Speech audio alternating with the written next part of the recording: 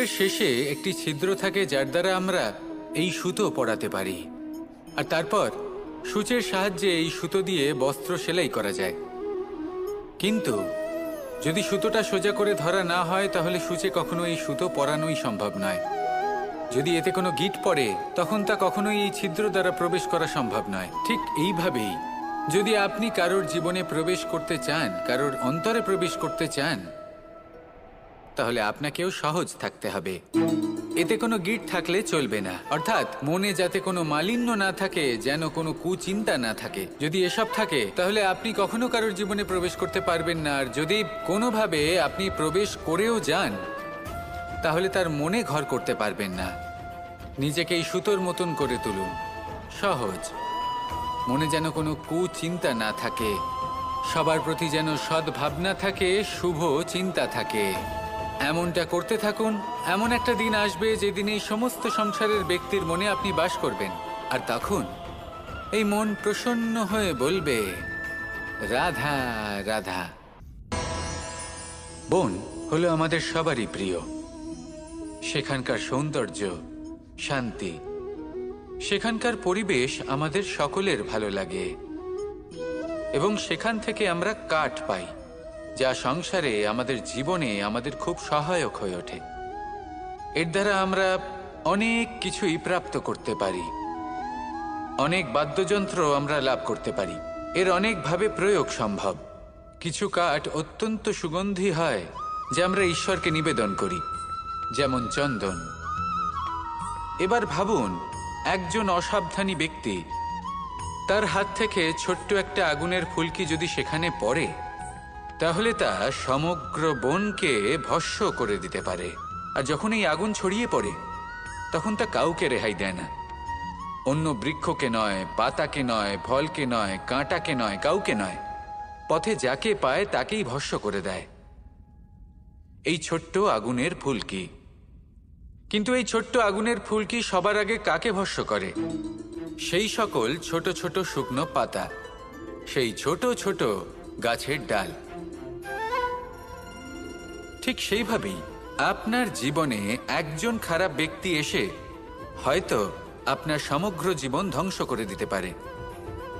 আর আপনার এই জীবনে এই ছোট ছোট শুকনো পাতা এবং এই ছোট ছোট শুকনো কাঠ আপনার ছোট ছোট স্বার্থ।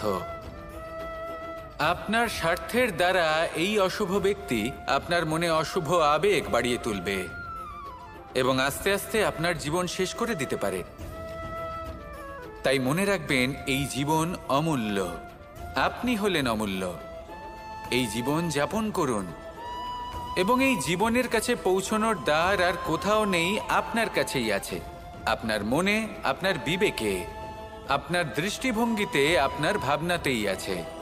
এই দ্বারকে খুলুন, জীবন সফল হবে আর ভালোবেসে বলবে, রাধা রাধা। এই সংসারে 3 ধরনের আবেগ অত্যন্ত গুরুত্বপূর্ণ, যা প্রত্যেক মানুষের জীবনে থাকে। প্রথমটা হলো আনন্দ, যা আমরা সবাই লাভ করতে চাই। দ্বিতীয় হলো ক্রোধ। এটা তখনই আসে যখন আমরা আমাদের উপর নিয়ন্ত্রণ হারাই বা কোনো পরিস্থিতি আমাদের প্রতিকূল হয়ে থাকে। তৃতীয় হলো দুঃখ। এই দুঃখ তখনই আসে যখন কোনো একটা পরিস্থিতি আমাদের মনের মতো হয় না, বা আমাদের প্রিয়জন আমাদের বুঝতে পারেন না। আমরা অমূল্য কিছু হারিয়ে ফেলি, তখন এই দুঃখ আমাদের হৃদয়ে আশ্রয় নেয়। এই 3 আবেগ হলো এমন যে আমাদের জীবনে আসতে এবং যেতে থাকবে। কিন্তু এই 3টি আবেগের বিষয়ে কোন কথাটা মনে রাখতে হবে সেটা শুনুন। যখনই আপনি আনন্দে থাকবেন, প্রতিশ্রুতি দেবেন না, কারণ যখন মানুষ আনন্দে থাকেন তখন তিনি নিজের বিবেক বোধ হারিয়ে ফেলেন। দ্বিতীয়ত, যখনই আপনি ক্রুদ্ধ হবেন, উত্তর দেবেন না, কারণ ক্রোধের বশে যে উত্তরই দেবেন সেটা শুভ হবে না। তৃতীয়ত, যখনই আপনি দুঃখী থাকবেন, কোনো সিদ্ধান্ত নেবেন না, তখন নিজের মনের ওপর, নিজের কর্মের ওপর, নিজের ওপর নিয়ন্ত্রণ রাখতে চেষ্টা করুন। যদি এই 3টি আবেগের ক্ষেত্রে এই জিনিসগুলো মনে রাখেন তাহলে জীবনে কখনো আক্ষেপ করবেন না। আসুন আমার সাথে ভালোবেসে বলুন, রাধা রাধা। আমাদের মধ্যে বেশিরভাগ মানুষ কোনো না কোনো মহাশক্তির উপস্থিতিকে বিশ্বাস করেন। আমরা মনে করি যে এ হলো সেই মহাশক্তি যার প্রভাব, যার কৃপা চিরকাল আমাদের উপর বজায় থাকে। আমাদের কর্মের ওপর, কর্মফলের ওপর চিরকাল তার দৃষ্টি থাকে। আমাদের মধ্যে কেউ একে ঈশ্বর মনে করেন, কেউ বা প্রকৃতি মনে করেন, বা কেউ কোনো গৃহপালিত পশুর মধ্যে মহাশক্তির দর্শন লাভ করেন, বা কেউ কোনো বস্তুর মধ্যে। প্রত্যেকের নিজস্ব বিশ্বাস আছে, কিন্তু সেই শক্তির থেকে আশীর্বাদ লাভের জন্য বা কোনো ইচ্ছে পূরণের জন্য আমরা কখনো না কখনো মন্দিরে যাই। এই মন্দির শব্দের সূত্রপাত কিভাবে, আগে সেটা বুঝে নেওয়া যাক। মন্দির এই শব্দের আরম্ভ হলো মনের দ্বারা, কিন্তু বেশিরভাগ মানুষ যখনই মন্দিরে যান কোনো ইচ্ছে পূরণের জন্য বা ইচ্ছে পূরণ হওয়ার পরে ধন্যবাদ দেওয়ার জন্য, তখন তিনি শুধুমাত্র শারীরিকভাবে সেখানে উপস্থিত থাকেন। তার মন তো সাংসারিক কাজের মধ্যেই ঘোরাফেরা করতে থাকে, তাই না? তাহলে বলুন, এর অর্থ কি? যদি আপনি মন্দিরে নিজের মনকেই না নিয়ে যান, তাহলে তার কি লাভ হবে? মন্দিরে গিয়ে নিজের মনকে ঈশ্বরের চরণে পূর্ণরূপে সমর্পণ করুন। নিজের মন থেকে ঈশ্বরের আরাধনা করুন, আর এই মন থেকেই বলুন রাধা রাধা। মানুষ শুধুমাত্র দুই ধরনের ব্যক্তির সামনেই নত হন। একজন হলেন তিনি যাকে তিনি সম্মান করেন, আর আরেকজন যাকে তিনি ভয় পান। এবার কোনো ব্যক্তি যদি আপনার সামনে নত হন, তাহলে তার পেছনের কারণ কি? আপনার প্রতি সম্মান নাকি আপনার প্রতি ভয়? সেটা আপনাকেই বুঝতে হবে। যদি আপনি এমন মনে করেন যে তাতে কি যায় আসে, ভয় হোক বা সম্মান, কেউ আমার সামনে নত তো হচ্ছেন, যদি এটা আপনার চিন্তা ভাবনা হয়, তাহলে আপনাকে মনে করিয়ে দিই, এই সময় বদলাতে বেশি সময় লাগে না। আজ যে ব্যক্তি আপনাকে দেখে ভয় পাচ্ছে, কাল এই ভয়ের সমাপ্তিও ঘটতে পারে। আবার এমনও হতে পারে যে তার কাছে অত্যাধিক শক্তি চলে এলো। অনেক কিছুই হতে পারে। তাই মনে রাখবেন, যে মাথা ভয়ের কারণে নত হয় তা সময় এলে সবার আগে বিরোধিতা করতে পারে, আর যে মাথা সম্মানের কারণে নত হয় আপনার জন্য নিজের শিরচ্ছেদও সে করতে পারে। তাই সকলকে আপন করে নিন, কিন্তু ভয় প্রয়োগ করে নয়। কর্ম করুন এবং সম্মান অর্জন করুন। শুধু এটাই করুন, আর আমার সাথে ভালোবেসে বলুন রাধা রাধা। কথায় আছে যে স্বপ্ন এবং লক্ষ্য হলো একটি মুদ্রারই দুটি দিক। যতক্ষণ না স্বপ্ন দেখছেন, ততক্ষণ বুঝবেন কি করে আপনার লক্ষ্য কি? স্বপ্ন দেখে যদি নিজের লক্ষ্য বুঝতে পারেন, সেটা পেতে চান, তবেই সেটা লাভ করতে পারবেন। কিন্তু স্বপ্ন এবং লক্ষ্য এই দুইয়ের মধ্যে একটা ভারসাম্য রয়েছে, যেটা বজায় রাখা প্রয়োজনীয়। একে আমরা বলে থাকি পরিশ্রম। দেখুন, যদি আপনি স্বপ্ন দেখতে চান, তাহলে পরিশ্রম ত্যাগ করে নিদ্রা লাভ প্রয়োজন। কিন্তু যদি আপনি লক্ষ্য লাভ করতে চান, তাহলে আপনাকে নিদ্রা ত্যাগ করে পরিশ্রম করতে হবে। তাই আলস্য ত্যাগ করুন এবং সিদ্ধান্ত নিন যে আপনি কি চান। আপনার জীবনের এই তুলাদণ্ডে স্বপ্নের পাল্লা ভারী হওয়া প্রয়োজন নাকি লক্ষ্যের? আমার মতে এই দুইয়ের মধ্যে যদি ভারসাম্য বজায় রাখেন, তবে পথ নিজে থেকেই সামনে আসবে। শুধু সেই পথে অগ্রসর হতে থাকুন এবং আমার সাথে ভালোবেসে বলুন রাধা রাধা। বস্ত্র আমাদের সকলের প্রিয়। এটা আমাদের জীবনযাপনের জন্য প্রয়োজনীয়। আমরা সবসময় চেষ্টা করি সেই বস্ত্র পরতে যা পরলে আমাদের দেখতে ভালো লাগে। কিন্তু কখনো এই কথা ভেবে দেখেছেন যে কিছু বস্ত্র যদি স্বচ্ছ হয়, তাহলে তা পুরনো হলেও দেখতে ভালো লাগে? ঠিক তেমনই, যেমন কোনো খাবার যদি মশলাদার না হয়, অত্যন্ত সুস্বাদু নাও হয়, কিন্তু যদি তা গরম হয়, টাটকা হয়, তাহলে খেতে ভালোই লাগে। ঠিক সেইভাবেই যদি কোনো ব্যক্তি সুন্দর নাও হয়, কিন্তু তার কথা খুবই মধুর হয়, তাহলে সেই ব্যক্তি সকলের প্রিয় হয়। কোনো ব্যক্তি যদি ধনবান নাও হন, কিন্তু তিনি যদি গুণী হন, তাহলে এই সংসারে সম্মান লাভ করেন। সেই জন্য কখনো এই বিষয়ে দুঃখ পাবেন না যে আপনার কাছে ভৌতিক স্বাচ্ছন্দ্য নেই। আপনার কাছে সব থেকে বড় বস্তু, সব থেকে মূল্যবান বস্তু যেটা আছে সেটা হলো আপনার আত্মা, আপনার মন, আপনার বিচারধারা, আপনার গুণ, আপনার কথা। এগুলো সবসময় শুভ রাখুন এবং সবসময় নিজের সাথে রাখুন। এই জীবন সফল হবে এবং প্রেমময় হয়ে বলে উঠবে, রাধা রাধা। আমাদের জীবনে আমরা যখনই এমন কোনো মানুষের সাথে পরিচিত হই যে বয়সে, পদে এবং আর্থিক দিক থেকে আমাদের থেকে পিছিয়ে, তখন আমরা সবাই খুব হীন নজরে তাদের দিকে দেখি। মনেই করি না যে সেই ব্যক্তির নিজস্ব একটা অস্তিত্ব রয়েছে, তার নিজেরও একটা মাহাত্ম্য রয়েছে। আমাদের মনেই হয় না যে আমাদের সামনে দাঁড়িয়ে থাকার যোগ্যতা আছে তাদের।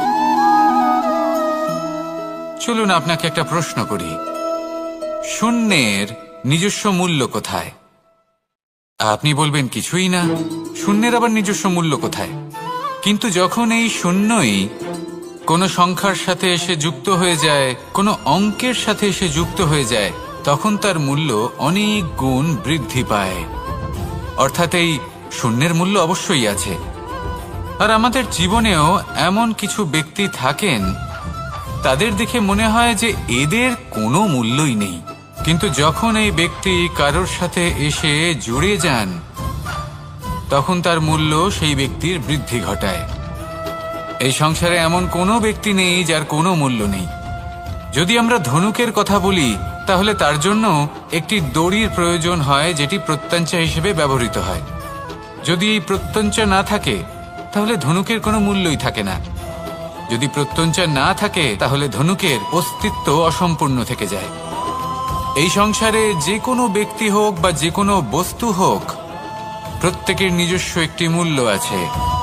তার সম্মান করুন, সামনে অগ্রসর হন, আর আমার সাথে ভালোবেসে বলুন, রাধা রাধা।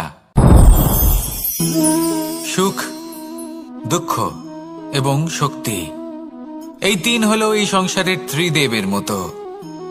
আমাদের জীবনে যা কিছু ঘটছে এই তিনটির ভিত্তির উপরেই হচ্ছে।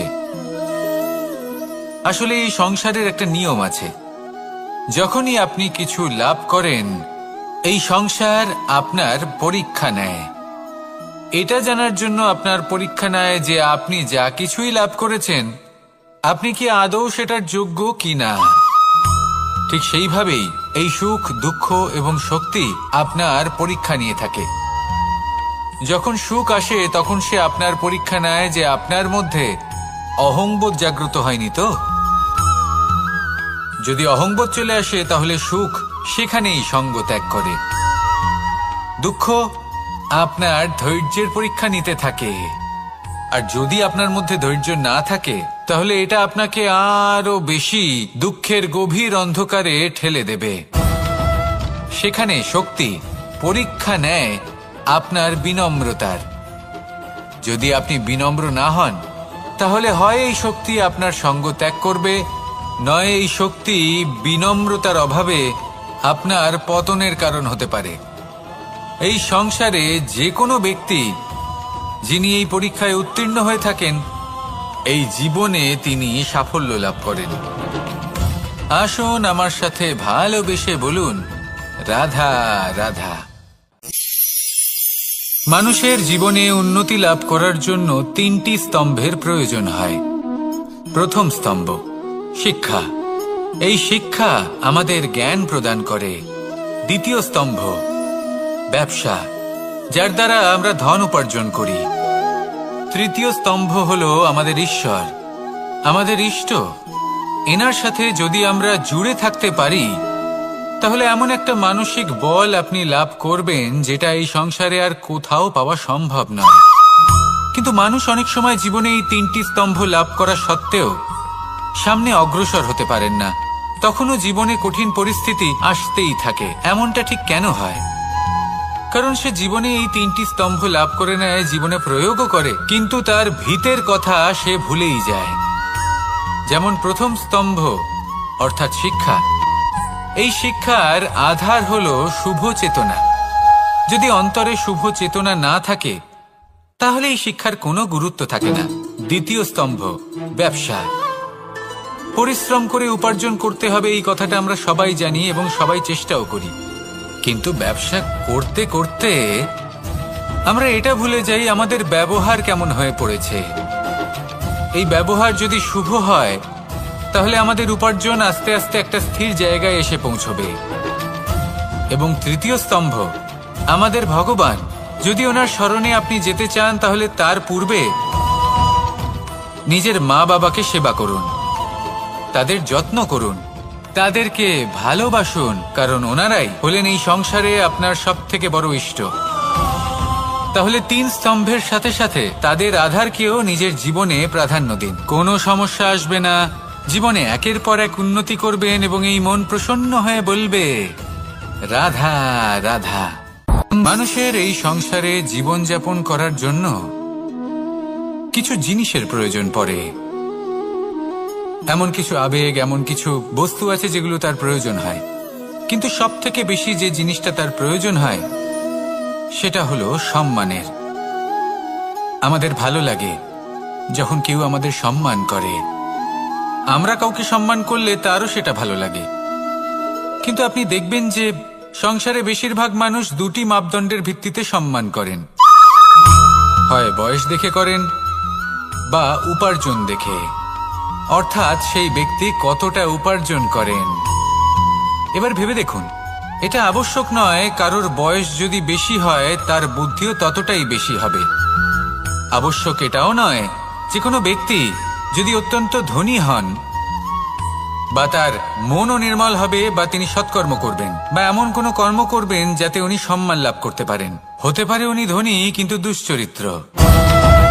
সেই জন্য বয়স বা উপার্জন দেখে কোনো ব্যক্তিকে সম্মান করবেন না, কর্ম দেখুন।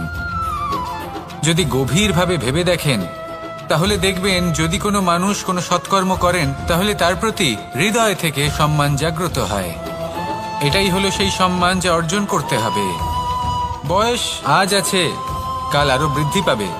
উপার্জন আজ আছে, কাল সেটা কমে যেতেও পারে। কিন্তু যদি আপনি নিরন্তর শুভকর্ম করতে থাকেন তাহলে আপনি মৃত্যুর পরেও অমর হয়ে থাকবেন। আসুন আমার সাথে ভালোবেসে বলুন রাধা রাধা।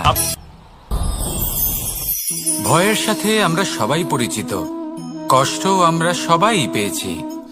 কখনো কখনো আমরা অসুস্থ হয়ে পড়ি, আর এমন সময় হলে মাতার মমতা, কখনো বাবার স্নেহ, কখনো বন্ধুদের পাশে থাকার অনুভূতি আমাদের রোগ নিরাময়ে সাহায্য করে। কখনো যদি আমরা নিরাশ হয়ে পড়ি, তখন যদি আমাদের কোনো আপনজন আমাদের 2টো ভালো কথা বলে তখন আমাদের মনোবল বেড়ে যায়। ঠিক তেমন সংসারের এই রঙ্গমঞ্চে যদি আপনি পীড়িত অনুভব করেন, কিছু শুভ কথা আলোচনা করুন, কিছু স্তুতি গান করুন, কিছু মুহূর্তের জন্য হলেও নিজের ইষ্টদেবের কথা স্মরণ করুন আর প্রার্থনা করুন। সাহস বাড়বে, শক্তিও বৃদ্ধি পাবে এবং সামনে এগিয়ে চলার পথও দেখতে পাবেন। তখন এই মন প্রসন্ন হয়ে বলবে রাধা রাধা। মানুষের জীবনে উন্নতি লাভ করার জন্য 3টি স্তম্ভের প্রয়োজন হয়। প্রথম স্তম্ভ শিক্ষা। এই শিক্ষা আমাদের জ্ঞান প্রদান করে।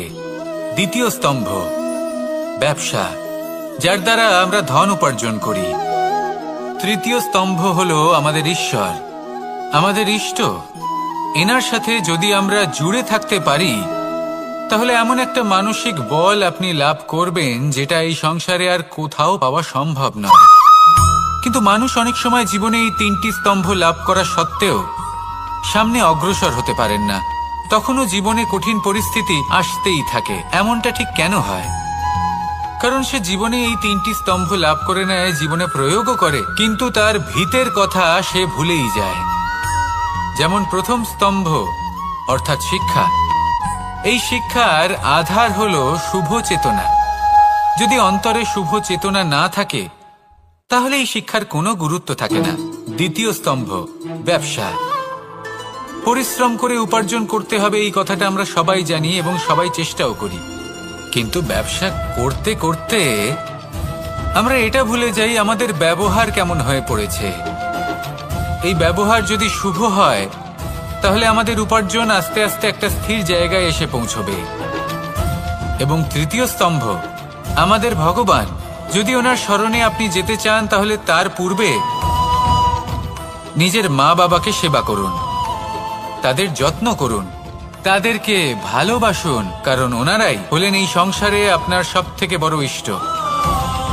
তাহলে 3 স্তম্ভের সাথে সাথে তাদের আধারকেও নিজের জীবনে প্রাধান্য দিন। কোনো সমস্যা আসবে না, জীবনে একের পর এক উন্নতি করবেন এবং এই মন প্রসন্ন হয়ে বলবে রাধা রাধা।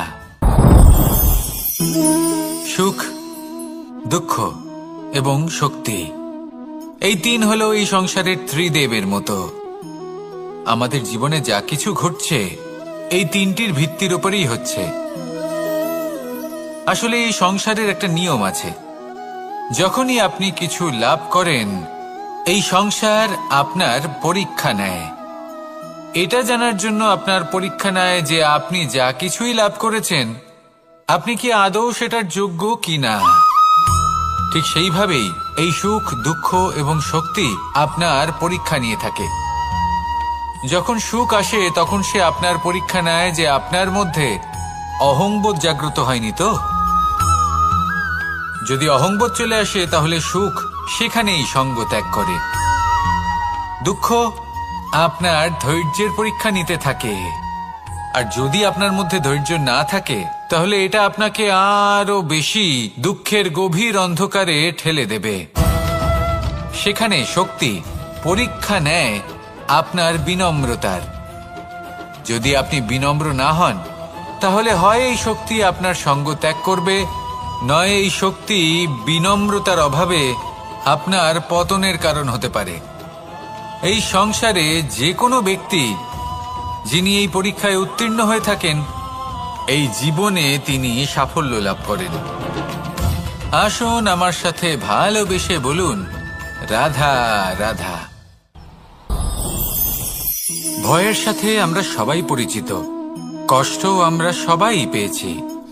কখনো কখনো আমরা অসুস্থ হয়ে পড়ি, আর এমন সময় হলে মাতার মমতা, কখনো বাবার স্নেহ, কখনো বন্ধুদের পাশে থাকার অনুভূতি আমাদের রোগ নিরাময়ে সাহায্য করে। কখনো যদি আমরা নিরাশ হয়ে পড়ি তখন যদি আমাদের কোনো আপনজন আমাদের দুটো ভালো কথা বলে তখন আমাদের মনোবল বেড়ে যায়। ঠিক তেমন সংসারের এই রঙ্গমঞ্চে যদি আপনি পীড়িত অনুভব করেন, কিছু শুভ কথা আলোচনা করুন, কিছু স্তুতি গান করুন, কিছু মুহূর্তের জন্য হলেও নিজের ইষ্টদেবের কথা স্মরণ করুন আর প্রার্থনা করুন। সাহস বাড়বে, শক্তিও বৃদ্ধি পাবে এবং সামনে এগিয়ে চলার পথও দেখতে পাবেন। তখন এই মন প্রসন্ন হয়ে বলবে রাধা রাধা। এই সংসারে কখনো কোনো ব্যক্তিকে তার বাইরের পোশাক দেখে বিচার করার চেষ্টা করবেন না, এটা খুব বড় ভুল করবেন। যেমন আমরা জীবনে অনেক সময় এমন করি, ধরুন কোথাও একটা গাছ দেখলাম, খুব বিশাল আকারের একটা গাছ যেটা মাটির থেকে অনেক উঁচুতে পৌঁছে গেছে, যার বিশাল শাখা আছে। সেগুলো দেখে আমরা ভাবি যে এই গাছে হয়তো কত সুস্বাদু ফল আছে, আমরা সেই গাছের পরিচর্যা করতে থাকি। আবার অন্যদিকে হলো একটি তৃণ যেটা মাটি থেকে কিছুটা উঁচুতে পৌঁছেছে, কিন্তু সেই তৃণর নিচে, মাটির নিচে অত্যন্ত সুস্বাদু ফল বা সবজি জন্ম নেয়, যা আমাদের স্বাস্থ্যের পক্ষে অত্যন্ত উপকারী। সেই জন্য কখনো আবরণ দেখে কাউকে বিচার করতে চেষ্টা করবেন না। তার বদলে এটা বোঝার চেষ্টা করুন যে আপনার সামনে যে ব্যক্তি আছে বা বস্তু আছে তার বিশেষত্ব কি।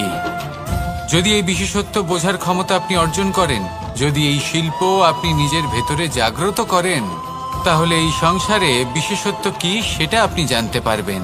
আর এই সমস্ত খেলা দৃষ্টি থেকে নয়, দৃষ্টিভঙ্গি থেকে জন্ম নেয়।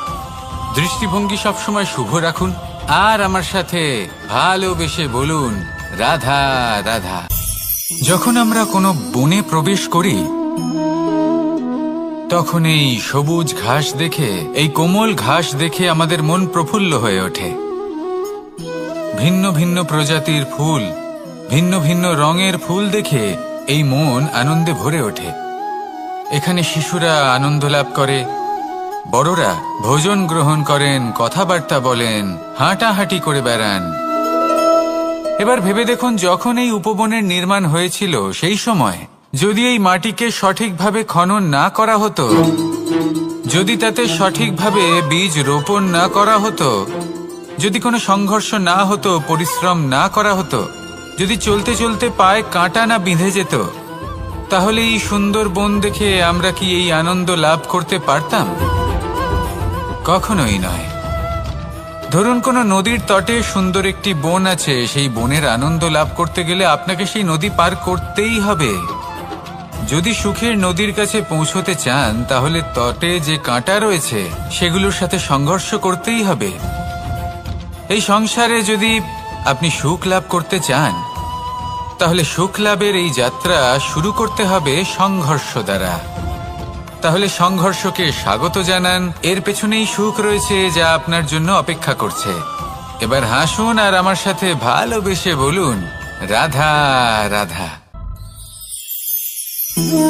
মানুষ সুখী জীবনযাপনের প্রতি এতটাই অভ্যস্ত হয়ে পড়ে যে একটা ছোট্ট সমস্যা এলেই সে সবার থেকে সাহায্য চাইতে শুরু করে দেয়। সে সাহায্য লাভও করে এবং সেই সংকট থেকে সে বেরিয়েও আসে।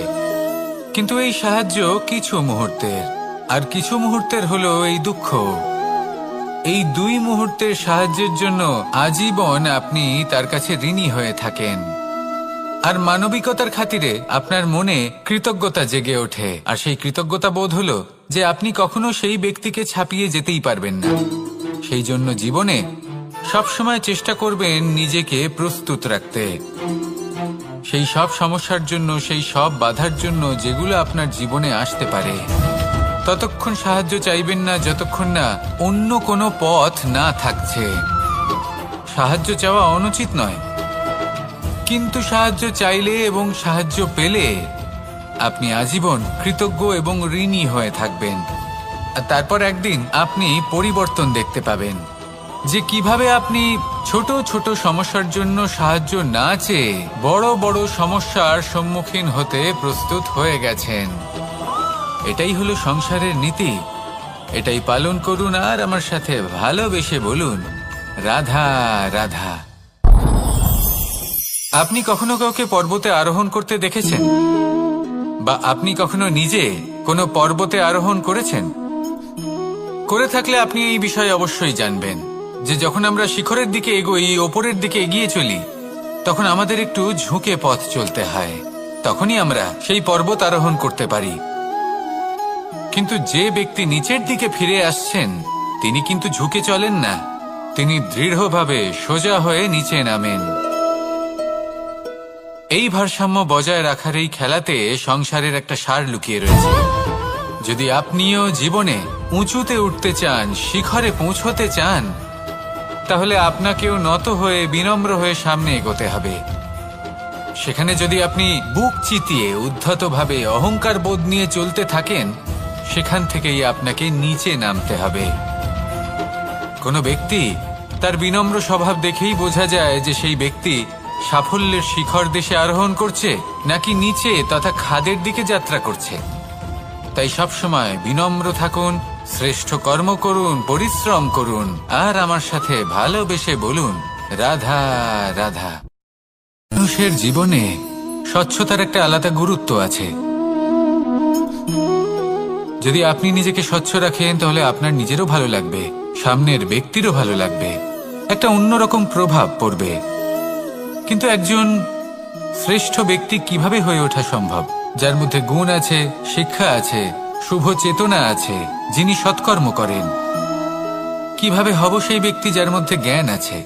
শুধুমাত্র স্বচ্ছ থাকলে তো তা হওয়া সম্ভব নয়। প্রথমে আপনাকে বুঝতে হবে যে মানুষের মধ্যে চারটি মূল তত্ত্ব আছে। প্রথম হলো তার শরীর, যার দ্বারা উনি যে কোনো কর্ম করে থাকেন। দ্বিতীয় তত্ত্ব হলো তার মন, যার দ্বারা কোনো কর্ম করার জন্য সে নিজেকে প্রেরণা দিতে থাকে। তৃতীয় তত্ত্ব হলো বুদ্ধি, যে কর্ম আমরা করতে চাই, যে লক্ষ্যে আমরা পৌঁছতে চাই, সেটা আমরা কিভাবে কোন পথে করব সেটা স্থির করা যায় বুদ্ধি দিয়ে। আর চতুর্থ তত্ত্ব হলো আত্মা। আত্মা হলো এমন এক তত্ত্ব যার কোনো সমাপ্তি নেই। আত্মা হলো অজয়। কিন্তু এরও শুদ্ধিকরণের প্রয়োজন হয়। এই চারটি তত্ত্বের শুদ্ধিকরণ করতে থাকুন, এদের নির্মল রাখুন, শুদ্ধ রাখুন। এবং এটা কিভাবে হবে? শুভ চেতনা দ্বারা, জ্ঞানের দ্বারা, এবং সব থেকে বেশি গুরুত্বপূর্ণ প্রেমের দ্বারা। আসুন আমার সাথে ভালোবেসে বলুন, রাধা রাধা। এই জীবনে তিনটি গুরুত্বপূর্ণ শব্দ আছে যা বোঝা আমাদের কাছে খুব গুরুত্বপূর্ণ, এবং এই তিনটি শব্দের নিজস্ব অর্থ আছে। প্রথম হলো সঙ্গবদ্ধতা, অর্থাৎ একসাথে মিলে কাজ করতে হবে, একসাথে মিলে পরিশ্রম করতে হবে, সামনে এগোতে হবে। এরকম করতে পারলে আপনার শক্তি বৃদ্ধি পাবে, আপনার ক্ষমতা বৃদ্ধি পাবে, আপনি এগোতে পারবেন এবং অনেক দূরে যেতে পারবেন। দ্বিতীয় হলো আত্মবিশ্বাস। হেরে যাওয়া বস্তুও আবার জিতে নিতে পারবেন। যদি আপনার নিজের আত্মবিশ্বাস থাকে তাহলে আপনি কখনো পরাজিত হবেন না। এবং তৃতীয় হলো অহংকার। জয়লাভ করার পরেও কিন্তু এটা আপনাকে পরাজিত করতে পারে। সেই জন্য জীবনে সঙ্গবদ্ধ হন, আত্মবিশ্বাস রাখুন, কিন্তু কখনোই অহংকার করবেন না। এই অহংকার আপনার থেকে সব কিছু কেড়ে নিতে পারে। এই অহংকারের জন্যই মথুরাপতি কংস নিজের পতনের দিকে অগ্রসর হয়েছিলেন। এই অহংকারকে ত্যাগ করুন আর আমার সাথে ভালোবেসে বলুন, রাধা রাধা। এই সংসারে সব থেকে বেশি কঠিন কাজ কোনটা? কেউ বলবেন যুদ্ধ করা, কেউ বলবেন ধন অর্জন করা, আবার কেউ বলবেন জ্ঞান অর্জন করা সব থেকে বেশি কঠিন।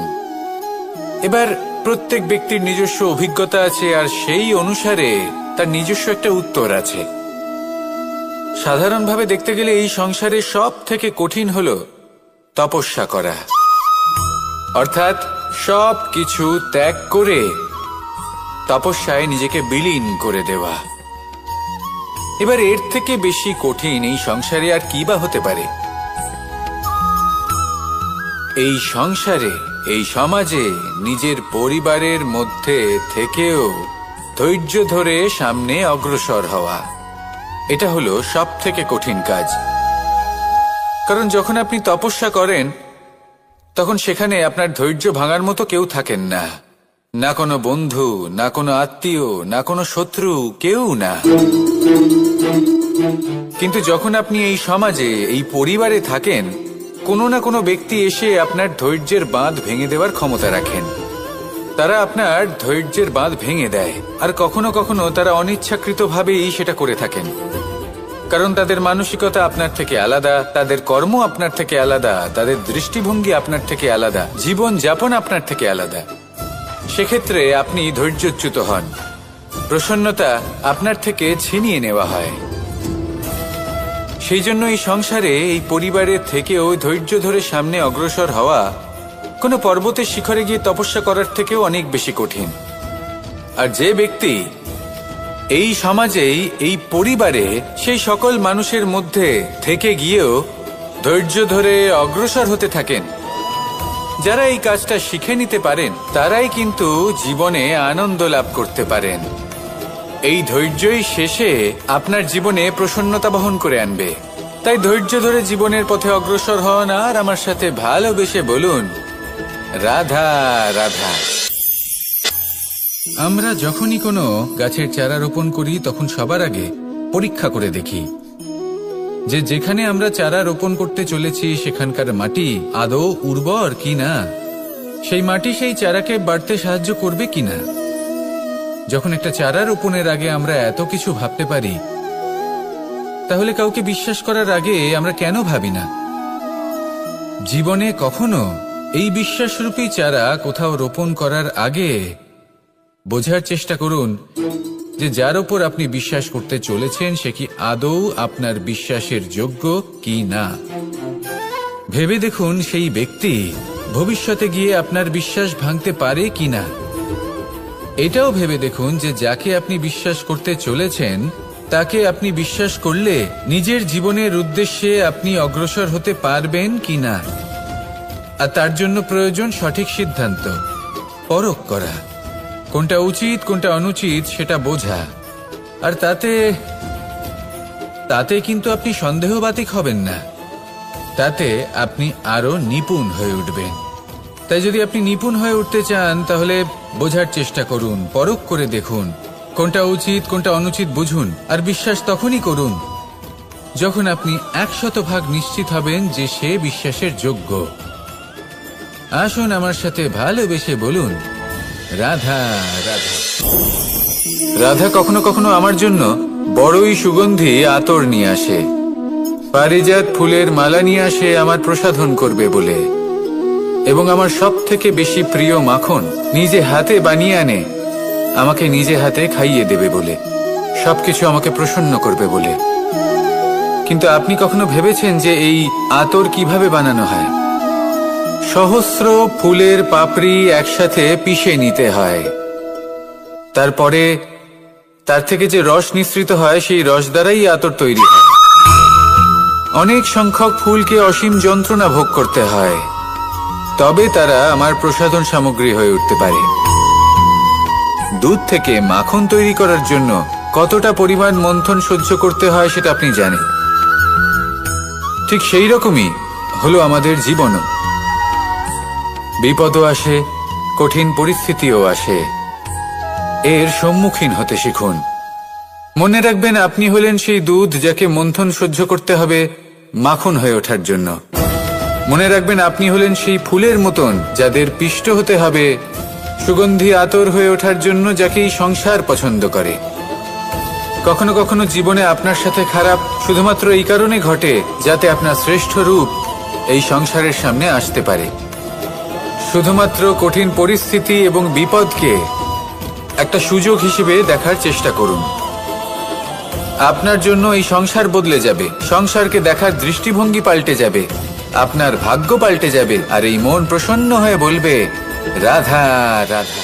পাশা নামক এই খেলাটি আপনারা নিশ্চয়ই খেলেছেন, না খেলে থাকলে দেখেছেন, আর যদি দেখেও না থাকেন তাহলে নিশ্চিত রূপে শুনেছেন। মহাভারতের এই মহাযুদ্ধ কোথাও না কোথাও এই পাশা নামক খেলার কারণে হয়েছিল। পাশার এই বিচিত্র খেলা, দান, এইসবের কারণে কেউ নিজের মাথায় রাজ মুকুট পরিধান করেছিলেন, আবার সেখানে পরাজিত হওয়ার জন্য কাউকে বনবাস ভোগ করতে হয়েছিল। কিন্তু এই খেলা সমাপ্ত হওয়ার পরে সমস্ত ঘুঁটি আর এই পাশার ছক একই পুটলিতে স্থান পেল। এটাই হলো আমাদের জীবন। এই সংসারে আমরা জয় পরাজয়ের বিষয়ে এতটাই ভাবি, এত চিন্তা করি যে এই জীবনের খেলার আনন্দটাই উপভোগ করতে পারি না। আর অবশেষে কি হয়? কেউ জয়ী হন, কেউ পরাজিত হন, কিন্তু দুজনেই একই স্থানে পৌঁছে যান। প্রত্যেক ব্যক্তি মৃত্যুর পরে একটি নির্দিষ্ট স্থানেই পৌঁছতে বাধ্য,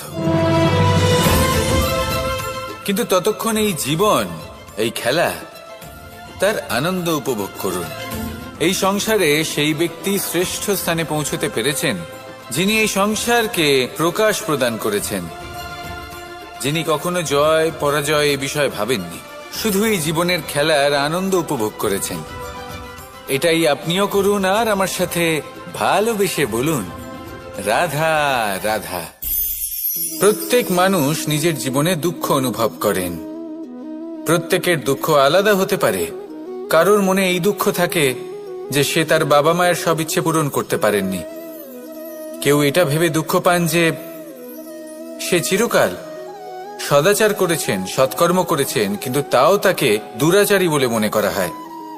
কেউ এটা ভেবেও দুঃখ পান যে তার সামনে যে ব্যক্তি রয়েছেন তার চোখে তিনি শত্রু হয়ে উঠেছেন বা দুষ্ট হয়ে উঠেছেন, যেখানে তিনি হয়তো কোনো অনুচিত কাজই করেননি। এবার এই সমস্ত বিষয় নিয়ে ভেবে নিজের ব্যক্তিত্ব নিয়ে সন্দেহ প্রকাশ করবেন না।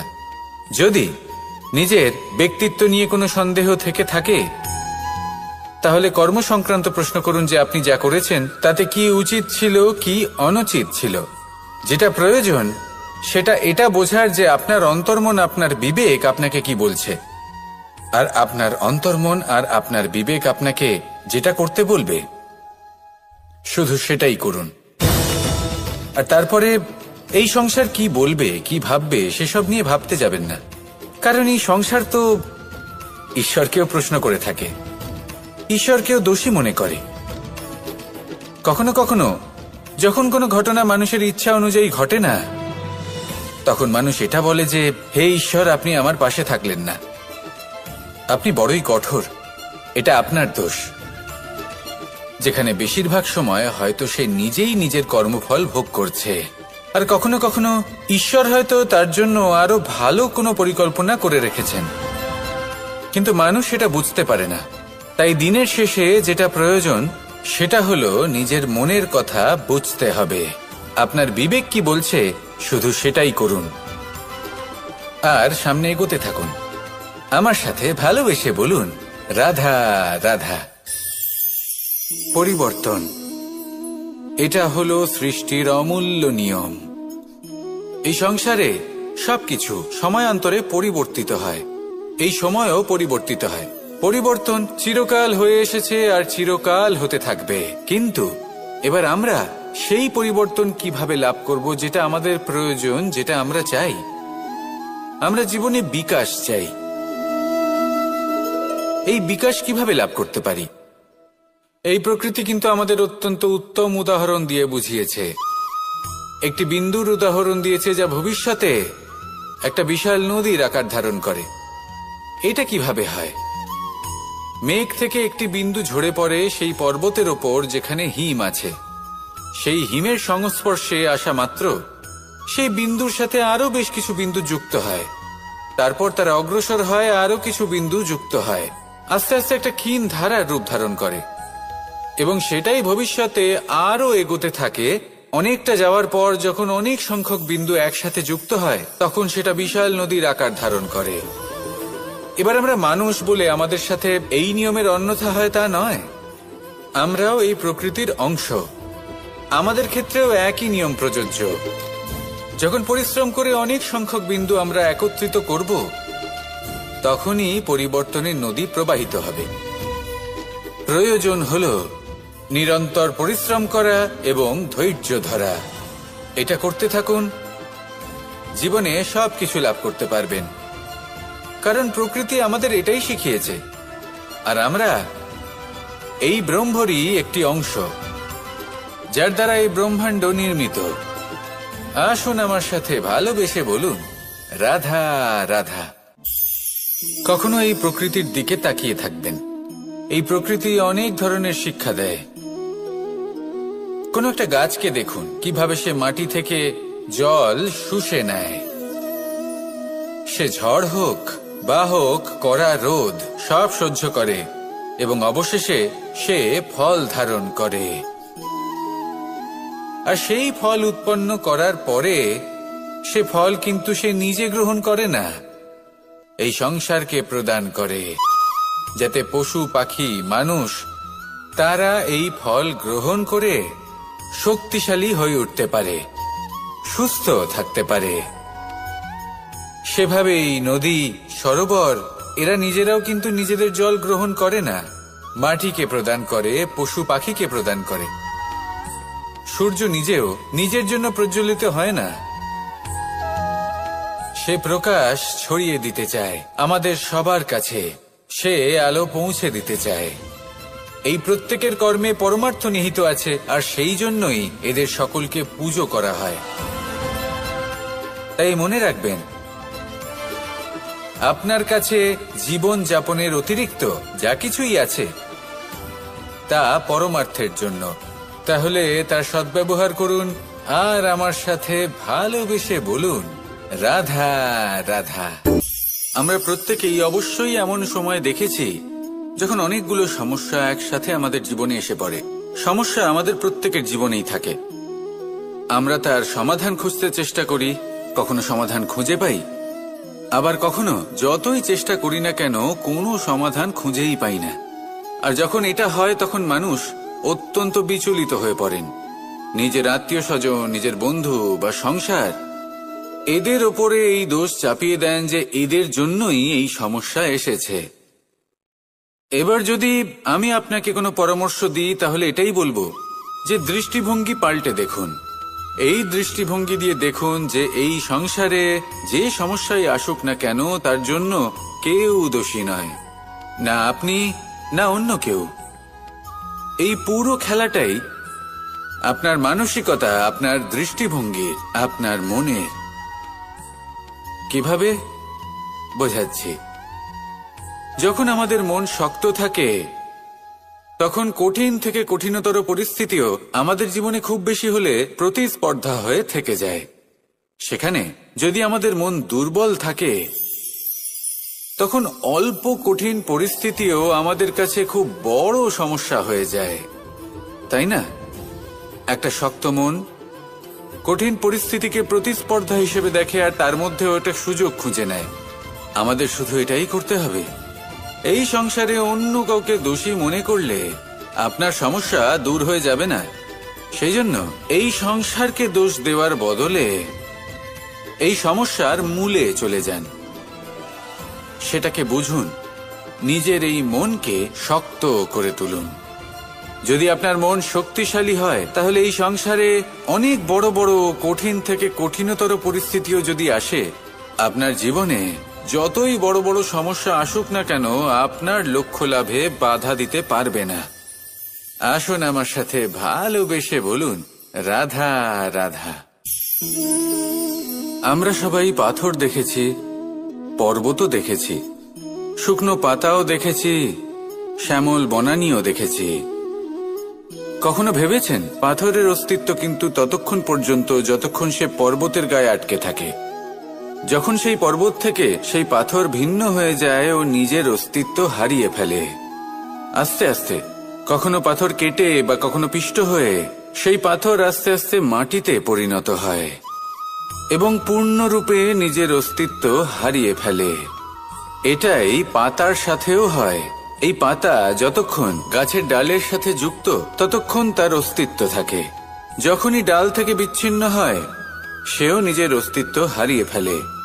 আর এটাই আমাদের সাথেও হয়।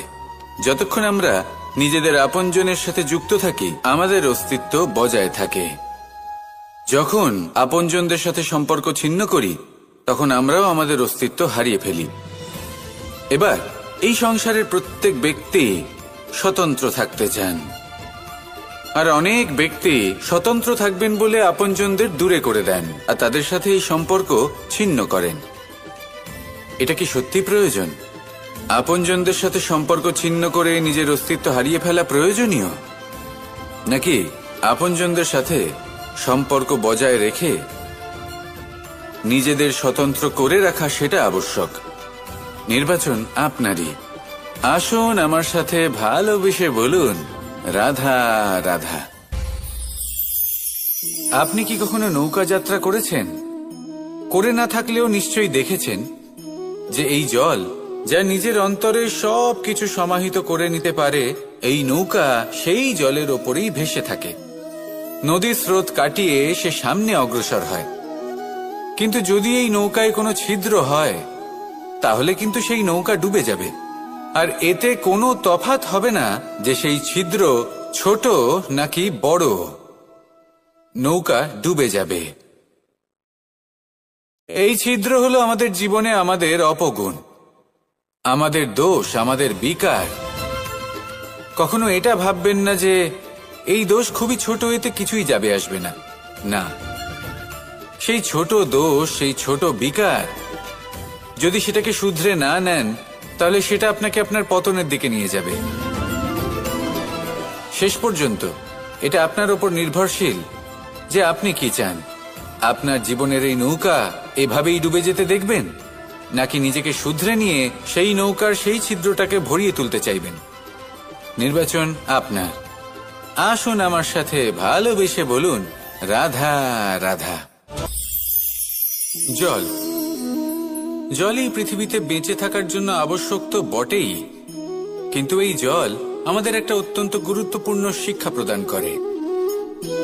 কখনো এই জলকে দেখেছেন? যে পরিস্থিতিতেই এই জল প্রবাহিত হোক না কেন এর উপর যা কিছুই প্রভাব থাকুক না কেন, এর পথে যতই বাধা আসুক না কেন, তার মধ্যে থেকে ও নিজের পথ ঠিক বের করে নেয়, কিন্তু নিজের প্রবাহ থামতে দেয় না, ক্রমাগত অগ্রসর হতে থাকে। সেরকমই একটা শিক্ষা যেটা আমরা জল থেকে পেয়ে থাকি তা হলো এটা, আমরা যখন জলের দিকে তাকাই তখন আমরা নিজের প্রতিবিম্ব দেখি, স্পষ্টভাবে দেখতে পাই, কিন্তু তখনই দেখতে পাই যখন এই জল শান্ত থাকে, স্থির থাকে। যদি এই জল অশান্ত হয়ে থাকে, স্থির না হয়, তাহলে আমরা এতে নিজের প্রতিবিম্ব দেখতে পাই না। এটাই আমাদের মনের সাথেও হয়ে থাকে।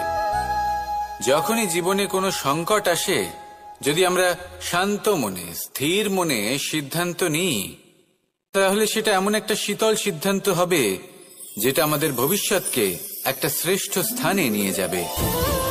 যদি এই মন অশান্ত হয়, বিচলিত হয়, পীড়িত হয়, দুঃখিত হয়ে থাকে, রুষ্ট হয়ে থাকে, তাহলে অনেক সময় আমরা এমন সিদ্ধান্ত নিই যেটা আমাদের জন্য অনুচিত প্রমাণিত হয়। যখন আপনি ক্রুদ্ধ ছিলেন বা দুঃখের বশে ছিলেন, তখন অনেক সময় হয়তো এমন সিদ্ধান্ত নিয়েছেন যেটার জন্য ভবিষ্যতে আপনি অনুশোচনা করেছেন। এবার দেখুন, এই আবেগগুলো থেকে আমরা পালাতে পারবো না, কিন্তু এই আবেগগুলো আপনার উপর কতটা প্রভাব ফেলবে সেটা আমরা অবশ্যই ঠিক করতে পারি। এই মনকে আমরা নিয়ন্ত্রণ করতে পারি। এটাই করুন, চিন্তা করুন, এই মনকে শান্ত রাখুন, স্থির হতে চেষ্টা করুন, আর তারপরে সিদ্ধান্ত নিন। আসুন আমার সাথে ভালোবেসে বলুন, রাধা রাধা। কখনো ভেবে দেখেছেন মানুষকেই এই সংসারে সর্বশ্রেষ্ঠ প্রাণী কেন বলা হয়? অন্য কোনো প্রাণীকে কেন নয়? শুধু কি এই জন্যই আমরা চিন্তা করতে পারি, আমাদের কাছে তীক্ষ্ণ বুদ্ধি রয়েছে, কোনো কিছু আবিষ্কার করতে পারি, সেই কারণেই? তা তো অন্য কোনো প্রাণীর কাছেও থাকতে পারে। এমন কিছু পশুও রয়েছে যাদের কাছে তীক্ষ্ণ বুদ্ধি আছে। তাহলে মানুষ কেন? কারণ মানুষের কাছে এমন কিছু রয়েছে যা অন্য প্রাণীর কাছে নেই, মানবতা। মানবতা যা সর্বপ্রথম এগিয়ে যেতে চাইলেও যদি পথে কেউ ধাক্কা খেয়ে পড়ে যায়, তাকে আগলে রাখতেও জানে। মনে রাখবেন, আপনার সব থেকে বড় পরিচয় আপনার নাম, আপনার সম্পত্তি বা আপনার ধর্মও নয়। আপনার সব থেকে বড় পরিচয় হলো আপনার মানবতা। তাহলে সময় এলে পরে নিজের মানবতার পরিচয় দিন। অন্য মানুষকে সাহায্য করুন, অন্য প্রাণীকে সাহায্য করুন। একা একা পথ চলা হলো পশুদের প্রবৃত্তি। মানুষ হলেন তিনি যিনি অন্যের জন্য প্রাণও দিতে পারেন। মানুষ হলেন তিনি যিনি অন্য মানুষের প্রাণ বাঁচান। সেই মানবতাকে জাগিয়ে তুলুন আর এই জীবন বাঁচতে শুরু করুন। আর হ্যাঁ, আমার সাথে ভালোবেসে বলুন, রাধা রাধা।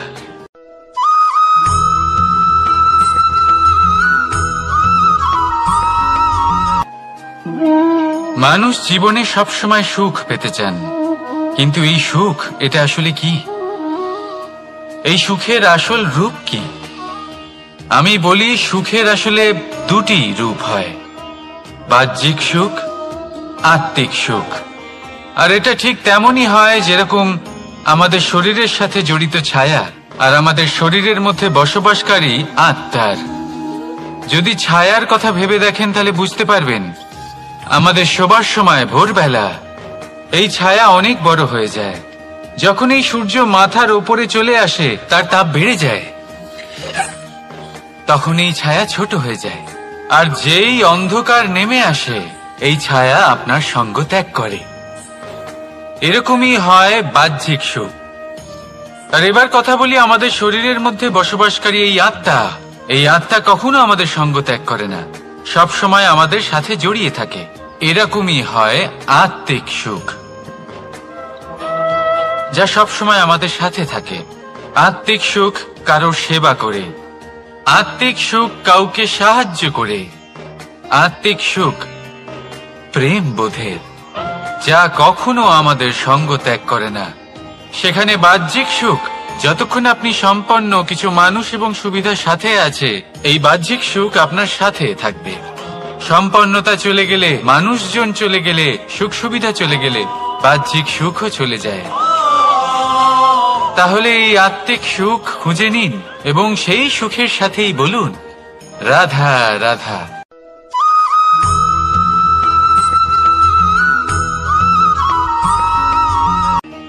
আত্মীয় স্বজন কারা হন? তারাই যারা সুখে দুঃখে পাশে থাকেন, তারা যারা বিপদের সময় আপনার পাশে এসে দাঁড়ান। এবার দেখুন, একটা প্রশ্ন করব আপনাদের, সব থেকে ঘনিষ্ঠ, আবশ্যক এবং গুরুত্বপূর্ণ আত্মীয় কারা, বিশেষ করে বিপদের সময়? কেউ বলবেন মাতা, কেউ বলবেন পিতা, কেউ বলবেন ভাই বোন, ইত্যাদি ইত্যাদি। এবার ভাবুন, আপনি বড় হয়ে গেছেন, আপনি বাড়ি থেকে দূরে চলে গেছেন, পেট ভরানোর জন্য আপনাকে প্রত্যেক দিন চেষ্টা করতে হয়। এমন সময় যদি আপনার জীবনে বিপদ এসে পড়ে, তাহলে কখন আপনার খবর ওনাদের কাছে পৌঁছবে? কতক্ষণে ওনারা সাহায্য করতে আসতে পারবেন? এরকম এক সময় সব থেকে গুরুত্বপূর্ণ আত্মীয় হন আপনার প্রতিবেশী, কারণ তারাই সেই মুহূর্তে আপনার সব থেকে কাছে। আপনি কখনো পরীক্ষা করে দেখবেন, আপনার তার সাথে লক্ষ্য মতভেদ থাকলেও প্রতিবেশীকে কষ্টের মধ্যে দেখে সবার আগে সাহায্য করতে তারাই এগিয়ে আসেন।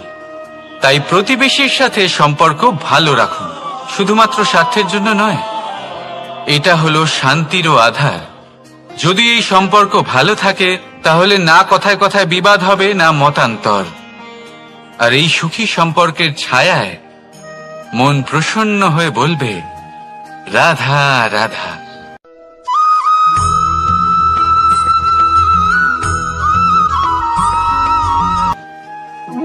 আপনি কখনো কোনো সাধারণ পাখি দেখেছেন? যেমন বাবুই। সে কি করে? সে কোনো গাছের ডালে নিজের বাসা বানায়। এবার সেইখানে বাসা বানানো সহজ ব্যাপার, কারণ সামগ্রী আশেপাশেই পাওয়া যায়। কিন্তু সমস্যা হলো আক্রমণ। কোনো সাপ বা অন্য কোনো পশু ওর বাসাতে ওর সন্তানদের উপর না আক্রমণ করে বসে, এই ভয়ে তার সব সময় থাকে। আর এটা সব থেকে কঠিন ব্যাপার এদের জন্য, নিজের বাসায় নিজের সন্তানদের সুরক্ষা। আর বাজ পাখি, যদি আমরা বাজের কথা বলি, তাহলে তারা কি করে? বাজ পাখি কোনো উঁচু পাহাড়ের শিখরে, কোনো পাথরের খাঁজে নিজের বাসা তৈরি করে। এবার ওখানে বাসা বানানো একেবারেই সহজ ব্যাপার নয়, কারণ সামগ্রী আশেপাশে পাওয়া যায় না, দূর থেকে নিয়ে আসতে হয়। কিন্তু সেইখানে আক্রমণের ভয়ও কখনোই থাকে না। এইভাবে উচিত রূপে ও নিজের বাসা রক্ষা করতে পারে, নিজের সন্তানদের রক্ষা করতে পারে। এর সারমর্ম হলো এটাই, যদি সমস্যা বড় হয়, তাহলে সমাধানও উচ্চমানের হওয়া উচিত। একটা বাজ পাখির মতো ভাবা আরম্ভ করে দিন। জীবনে যে কোনো সমস্যা ছোট মনে হবে। রাধা রাধা।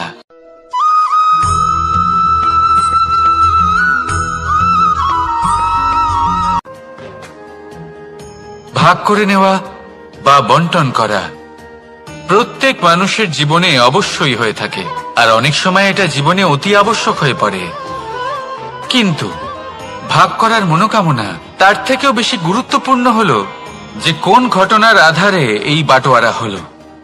অনেক সময় এই বাটোয়ারা হলো শান্তির প্রতীক, আবার অনেক সময় এই বাটোয়ারা বিপ্লব ঘটাতে পারে, এমন এক বিপ্লব যা মহাযুদ্ধ ঘটিয়ে দিতে পারে। দেখুন, বাটোয়ারা সম্পত্তির হোক বা হোক ভিক্ষার, শিক্ষা কিন্তু একটাই। জীবনে অনেক সময় বাটোয়ারা দরকার হতে পারে, কিন্তু যতদূর সম্ভব তা এড়িয়ে চলুন, একসাথে মিলে এগিয়ে চলুন। কারণ দেখুন, এই যে বাটোয়ারা ভাগ করে দেয়, আর সেখানেই একতা আপনাকে অগ্রসর করে। তাহলে আপনিও এটাই করুন, একসাথে মিলে সামনে এগোন, আর আমার সাথে ভালোবেসে বলুন, রাধা রাধা।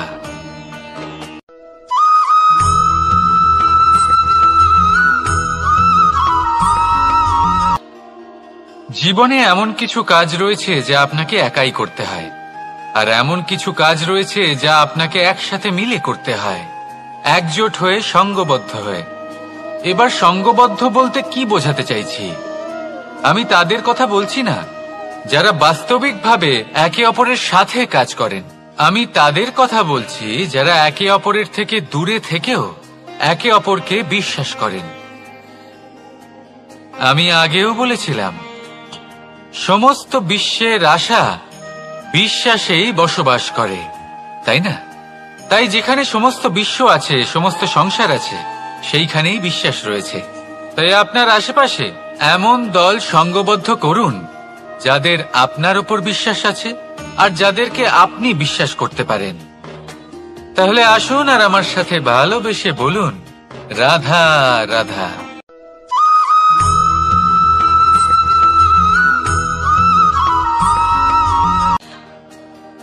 যখন একজন ভক্ত এবং তার ভগবান এক আকার ধারণ করেন, যখন একজন ভক্ত নিজের ভগবানের প্রতি, নিজের জীবনের লক্ষ্যের প্রতি সম্পূর্ণরূপে সমর্পিত হয়ে যান, তখন জন্মগ্রহণ করে ভক্তি। আর তখন সংসারের সমস্ত আশা তিনি ত্যাগ করতে পারেন। সমস্ত আশা শেষ হতে পারে, কিন্তু মানুষের সঙ্গ ভক্তি কখনো ত্যাগ করে না। যখন ভক্ত ও ভগবান এক আকার ধারণ করেন, এক হয়ে যান, তখন রথী এবং সারথীর মধ্যে কোনো পার্থক্য থাকে না। তারাও এক হয়ে যান। একটাই ব্যক্তিত্ব, একটাই অস্তিত্ব। আর সেই জন্যই কখনো কখনো রথীর আদেশ ছাড়াই সারথী রথ চালিয়ে দেন, আবার কখনো সারথীর পরামর্শ ছাড়াই রথী আক্রমণ করে ফেলেন। এ তো শুধুমাত্র আরও একটা গুণ সেই সারথীর মধ্যে, যিনি ধর্ম স্থাপনার মহান কাজে আমার সারথী হতে চলেছেন। তাহলে আসুন আমার সাথে ভালোবেসে বলুন, রাধা রাধা।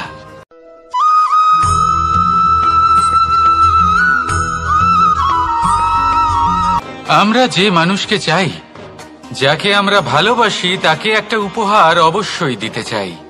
এমন এক উপহার যা ওনার ভালো লাগবে, যা শ্রেষ্ঠ হবে, অতি প্রিয় হবে, বহুমূল্য হবে, বা বলতে পারেন মূল্যবান হবে। তাই আমরা কি করি? আমরা বাজারে যাই, তার জন্য স্বর্ণ, আভূষণ, হিরে, মুক্ত এইসব নিয়ে আসি। কিন্তু এটাই কি সর্বশ্রেষ্ঠ উপহার? কখনোই না। সর্বশ্রেষ্ঠ উপহার হলো স্বাধীনতা, তাকে নিজের মনের মতো বাঁচার স্বাধীনতা। যদি আপনি কাউকে স্বাধীনতা না দিতে পারেন, তাহলে সে কোথাও না কোথাও বন্দী হয়ে যায়, তার বিকাশ কোথাও না কোথাও আটকে যায়। কিন্তু যদি আপনি কাউকে স্বাধীনতা দিতে পারেন, তাহলে আপনি দেখবেন ও সমস্ত সংসারকে, এই জীবনকে নিজের দৃষ্টিভঙ্গি দিয়ে দেখবে, বুঝবে যে কোনটা হলো উচিত আর কোনটা হলো অনুচিত। আর এটাই হলো সর্বশ্রেষ্ঠ। আর এবার যদি কাউকে স্বাধীনতার মাধ্যমে এত বড় একটা শক্তি দিতে পারেন, তাহলে আপনি আমাকে বলুন, এর থেকে বড় উপহার আর কি হতে পারে? আসুন আর আমার সাথে ভালোবেসে বলুন, রাধা রাধা।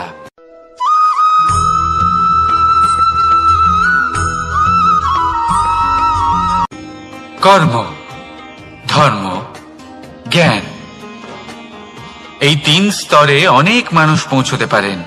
অনেকে এই পরীক্ষা দিয়ে তাতে উত্তীর্ণ হয়ে যেতে পারেন, কিন্তু শিখরে পৌঁছে শাসন তিনিই করতে পারেন যার কাছে এই চতুর্থ গুণটিও থাকে, সমর্পণ। অত্যন্ত গুরুত্বপূর্ণ একটা গুণ এটা। এই সমর্পণ আসলে অত্যন্ত গুরুত্বপূর্ণ। পূর্ণ সমর্পণ দরকার নিজের লক্ষ্যের প্রতি, সমর্পণ নিজের কর্তব্যের প্রতি, সমর্পণ নিজের আত্মার থেকে নির্গত স্বরের প্রতি, সমর্পণ নিজের রথীর প্রতি, অর্থাৎ আমার প্রতি। এবার এই পরীক্ষায় অত্যন্ত কঠিন এক বাঁক আসতে চলেছে, যেখানে সারথীকে সমর্পণের নিরিখে পরীক্ষা করা হবে। আর তাতে উত্তীর্ণ হওয়ার পরেই তার হাতে ধর্ম স্থাপনের রথের রাশ তুলে দেওয়া হবে। দেখা যাক কি হয়। ততক্ষণ আপনি প্রসন্ন থাকুন আর আমার সাথে ভালোবেসে বলুন, রাধা রাধা।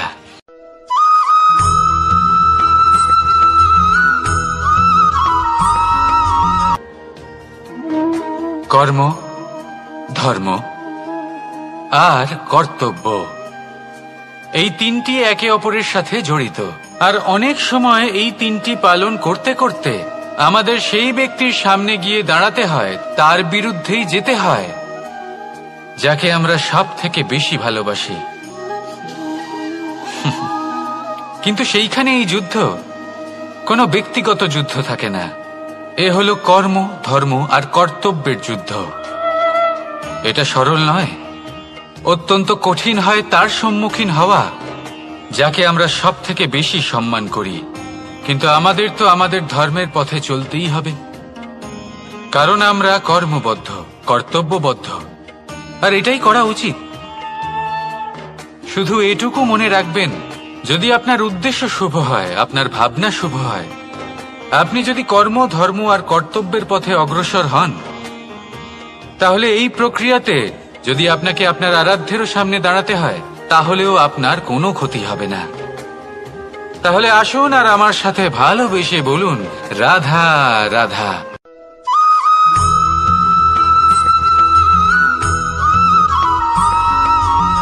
ধর্ম। আমরা সকলে ধর্মের বিষয়ে কথা বলি, কখনো নিজের ধর্মের বিষয় আর কখনো অন্যের ধর্মের বিষয়। কখনো আমরা অধর্ম দেখলে সেই বিষয়ে কথা বলি, অনেক রকম আলোচনা হয়। কিন্তু এই ধর্ম আসলে কি, সেটা কি কেউ বোঝে? যদি আমি আপনাকে উত্তর দিই, এই উত্তর সরল। ধর্ম হলো তাই যা মানুষকে অন্য মানুষের সাথে, সমস্ত বিশ্ব সংসারের সাথে আনন্দ সহকারে বাঁচতে শেখায়। সেই জন্য আপনি যদি কখনো কোনো ধর্মীয় স্থানে যান, সেই ধর্মীয় স্থানে গিয়ে আপনার শান্তির অনুভূতি হয়, তাই না? কিন্তু দেখুন, ধর্মের জ্ঞান থাকলেই সেই মানুষ ধর্মের পথে চলতে পারবে এমন কোনো কথা নেই। অনেক সময় সম্পর্কে যখন সংঘর্ষ বেড়ে যায়, তখন ইচ্ছের জন্ম হয়, ক্রোধের জন্ম হয়, অহংকারের জন্ম হয়, আর তারপর বিনাশ হয়ে যায় এই ধর্মের। সেই জন্য দ্বিতীয় সব থেকে গুরুত্বপূর্ণ গুণ যা আমার সারথীর মধ্যে থাকা উচিত, তা হলো ধর্মবীর হওয়া। এবার দেখতে হবে সেটা এই যে কে হবে সেই ব্যক্তি যিনি এই স্বয়ম্বরে নিজের ধর্মে অটল থাকবেন। কারণ সেই ব্যক্তি এই সংসার থেকে সরে এসে ধর্মের পুনঃস্থাপনের এই মহাকার্যে আমার সারথি হতে পারবেন। তাহলে আসুন আমার সাথে ভালোবেসে বলুন, রাধা রাধা।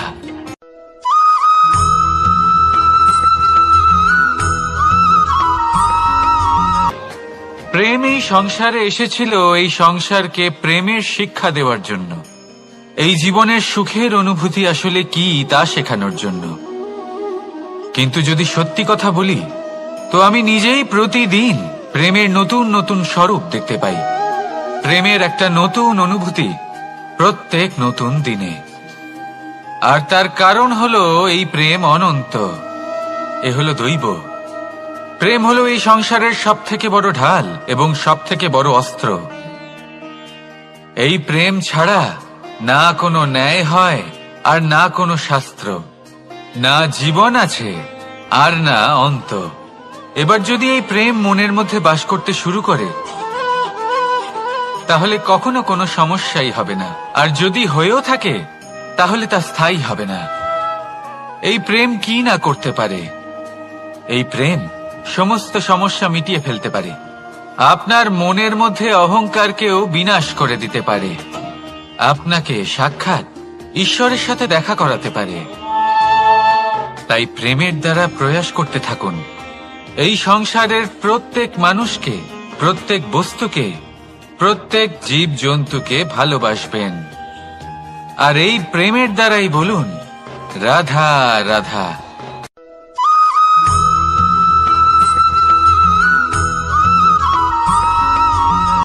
আপনি ওই কথাটা নিশ্চয়ই শুনেছেন, যখন ভগবান একটা দরজা বন্ধ করেন, তখন অন্যদিকে অনেক দরজা খুলে দেন।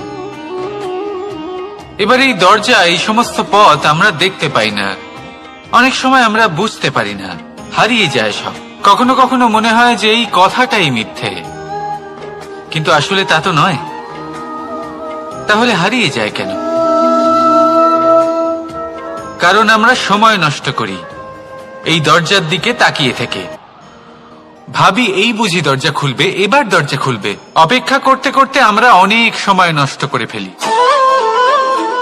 এত সময় নষ্ট করি যে আমরা দেখতে পাই না, খুঁজে পাই না সেই সমস্ত দরজা আর পথ যা আমাদের জন্য খোলা রয়েছে। যদি খুঁজেই না পাই তাহলে তা ব্যবহার করব কি করে? মনে রাখুন, ভগবান সব সময় আমাদের সাথে রয়েছেন, আমাদের সাহায্য করছেন। এই পথ সব সময় আছে, সর্বত্র আছে। দরকার রয়েছে শুধুমাত্র দৃষ্টির, দৃষ্টিভঙ্গি এবং ভাবনার। এই দৃষ্টিকে বিস্তৃত করুন, এই দৃষ্টিভঙ্গিকে ধন্যাত্মক করে তুলুন, আর এই ভাবনা এর সীমা একটু বাড়িয়ে তুলুন। তারপর দেখবেন সব খুঁজে পাবেন। আসলে কি, এই যে ঈশ্বর, এই যে পরমাত্মা, তা আমাদের সাথে রয়েছে, আমাদের মনের মধ্যে রয়েছে। যিনি তাকে মন থেকে চাইবেন তিনি তাকে মনের মধ্যে অবশ্যই খুঁজে পাবেন। যদি উনি মন থেকে চান পথ খুঁজে পেতে, তাহলে তিনি অবশ্যই পথ খুঁজে পাবেন। তাহলে আসুন আমার সাথে ভালোবেসে বলুন, রাধা রাধা।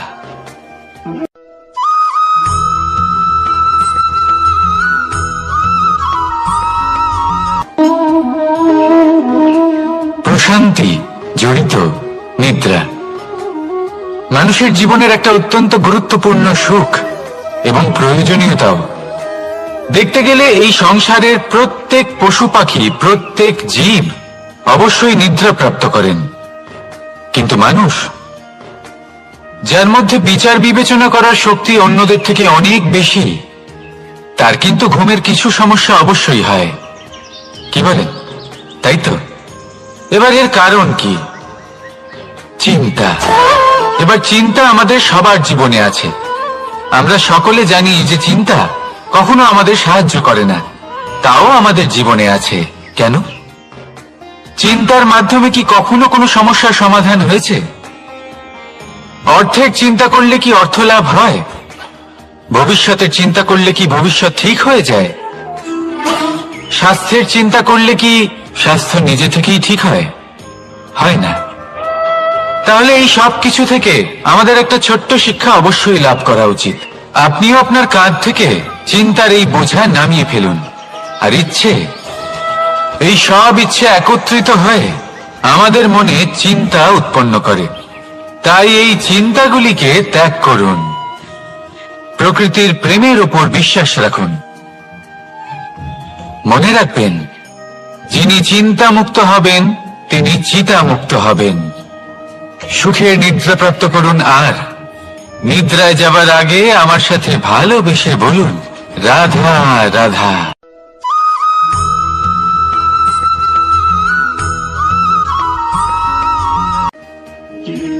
আমরা সবাই জীবনে সফল হতে চাই, তাই না? প্রত্যেকের জীবনে ব্যক্তিগত একটা লক্ষ্য আছে, আর প্রত্যেকের জীবনে তাদের লক্ষ্যে পৌঁছানোর আলাদা আলাদা যাত্রা আছে। এবার এই যাত্রায় অগ্রসর হওয়ার জন্য পথের দরকার। পথ, এই পথ, এটা অত্যন্ত গুরুত্বপূর্ণ, আর মানুষ এটাই বুঝে উঠতে পারেন না। অধিকাংশ মানুষ তাদের গোটা জীবন কাটিয়ে দেন এই পথ খুঁজতে গিয়ে, আর অধিকাংশ মানুষ জীবন কাটিয়ে দেন তাদের এই পথ বদলাতে গিয়ে। কিন্তু এভাবে সাফল্য অর্জন করা যায় না। এবারে আপনারা জিজ্ঞেস করবেন, কি করে সাফল্য লাভ করবেন? এই সফলতা তিনি অর্জন করেন যে তার পথ নিজেই তৈরি করেন। দেখুন, যত শক্তি আর যত সময় আপনি পথ খুঁজতে আর বদলাতে গিয়ে নষ্ট করবেন, তার থেকে কম সময় এবং শক্তির দ্বারা আপনি নিজের পথ নিজেই বানাতে পারবেন, নিজের লক্ষ্যে পৌঁছতে পারবেন। সেই জন্য বারবার আপনার পথ বদলাবেন না, খোঁজাখুঁজি করবেন না। নিজের এই যাত্রায় নিজের পথ নিজেই তৈরি করুন আর যত তাড়াতাড়ি সম্ভব নিজের লক্ষ্যে পৌঁছে যান। রাধা রাধা।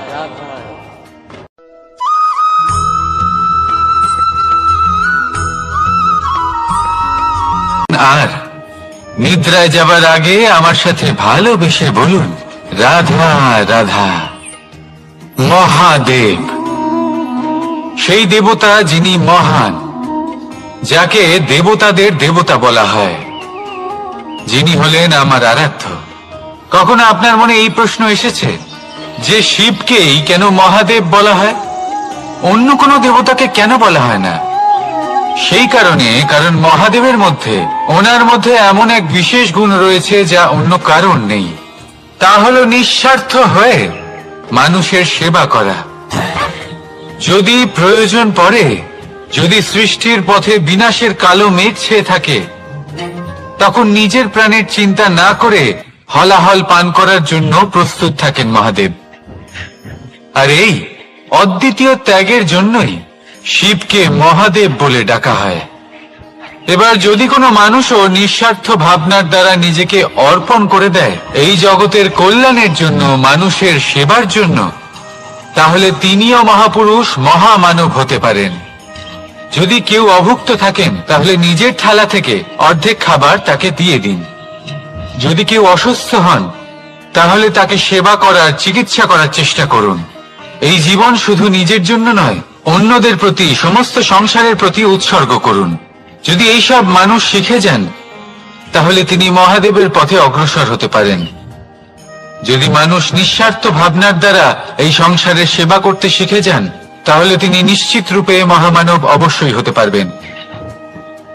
আসুন আমার সাথে ভালোবেসে বলুন, রাধা রাধা।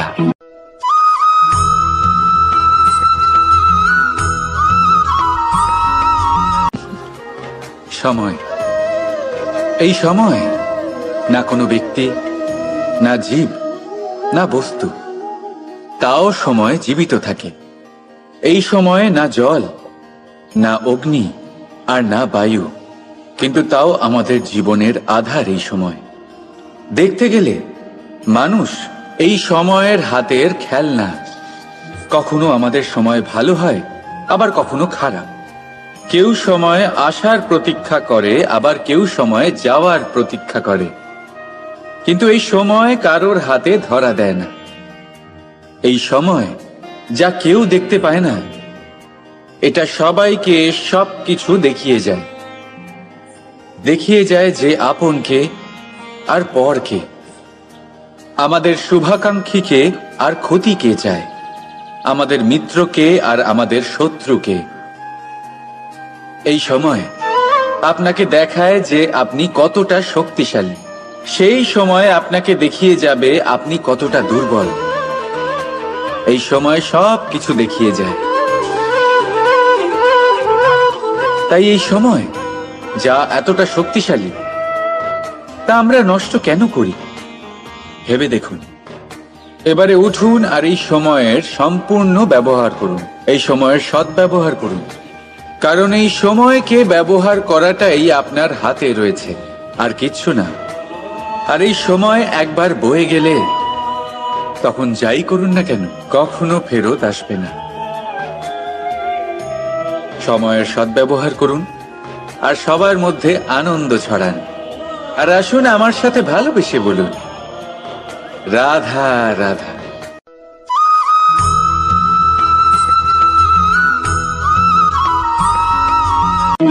স্বর্ণ, হিরে, মুক্ত, মানিক, এই সব কিছুকে আগে পাথর বলা হতো। তাহলে এমন কি হলো যে এদের রত্ন বলা হয়?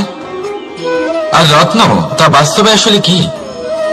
এটা হলো সেই পাথর যাকে আগে আগুনের তাপ সহ্য করতে হয়েছে, পরখ করা হয়েছে, যাচাই করা হয়েছে, এদের কাটার চেষ্টা করা হয়েছে, কিন্তু তারা কখনোই নষ্ট হয়নি, বরং তারা আরো উদ্ভাসিত হয়েছে, আরো উজ্জ্বল হয়েছে, এই সংসারে আরো প্রকাশ ছড়িয়ে দিয়েছে। সেই জন্য এরা হলো এত অমূল্য, সেই জন্য এরা হলো বহুমূল্য, সেই জন্য এদের রত্ন বলা হয়। এবার মানুষের কাছেও এই নির্বাচনের অধিকার রয়েছে যে আমরা শুধু পাথর হয়ে থাকবো নাকি রত্ন হয়ে থাকবো? কিভাবে? আমাদের জীবনেও অনেক সমস্যা রয়েছে, বাধা আছে, বিপত্তি আছে। আমরা সেই বাধার তাপে উত্তপ্ত হই। এই সমস্যা আমাদের কাটার চেষ্টা করে। অনেক মানুষ বিভিন্ন পরিস্থিতি আমাদের ভাঙার চেষ্টা করে, কিন্তু আমাদের নষ্ট হলে চলবে না। যেভাবে এই রত্ন সমস্যার সম্মুখীন হয়ে পাথর থেকে রত্ন হয়েছে, সেইভাবেই আমাদেরও আমাদের সমস্যার সম্মুখীন হয়ে রত্ন হয়ে উঠতে হবে। এই সংসারে প্রকাশের স্রোত হয়ে উঠতে হবে। তাহলে এটাই করুন আর আমার সাথে ভালোবেসে বলুন, রাধা রাধা।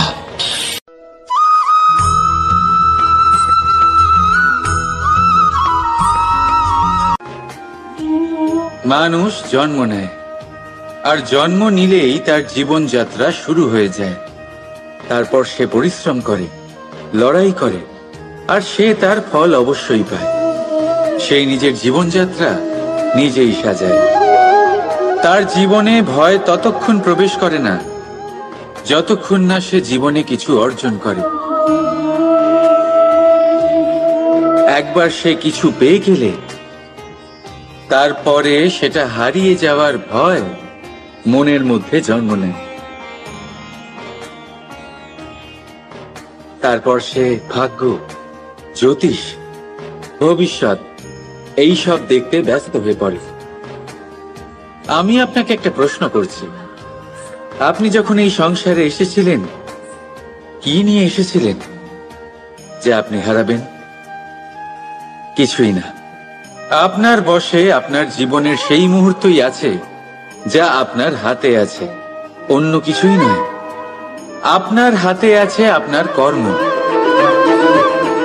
যে জীবনে দুর্ভাগ্যে হতাশ হয় না, যে অসফলতার জন্য ভেঙে পড়ে না, সেই এই জীবনে বিজয়ী হয়। বলুন, যখন আপনার জীবনে কিছুই ছিল না, কি করেছিলেন? পরিশ্রম করেছিলেন, লড়াই করেছিলেন, আর সেই সব কিছু পেয়েছেন যা পেতে চেয়েছিলেন। তাহলে আজ সব পাওয়ার পর ভয় কিসের? সেই সব জিনিস কি আপনাকে পরিশ্রম করার থেকে আটকায়? না। সেই জন্য নিজের হাতের রেখায় কখনো নিজের পথ খুঁজবেন না, কারণ এই সংসারে যাদের হাতই নেই তারাও নিশ্চিতভাবে তাদের নিজের পথ নিজেই বানিয়ে নেয়। তাহলে আপনার কি নিয়ে চিন্তা? রাধা রাধা।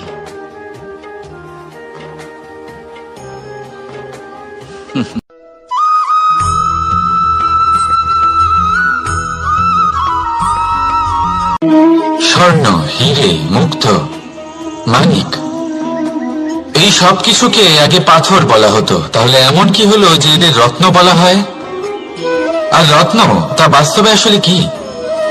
এটা হলো সেই পাথর যাকে আগে আগুনের তাপ সহ্য করতে হয়েছে, পরখ করা হয়েছে, যাচাই করা হয়েছে, এদের কাটার চেষ্টা করা হয়েছে, কিন্তু তারা কখনোই নষ্ট হয়নি, বরং তারা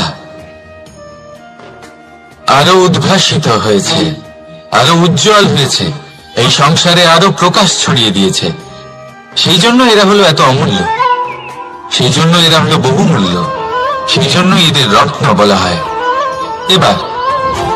এবার মানুষের কাছেও এই নির্বাচনের অধিকার রয়েছে যে আমরা শুধু পাথর হয়ে থাকব নাকি রত্ন হয়ে থাকব।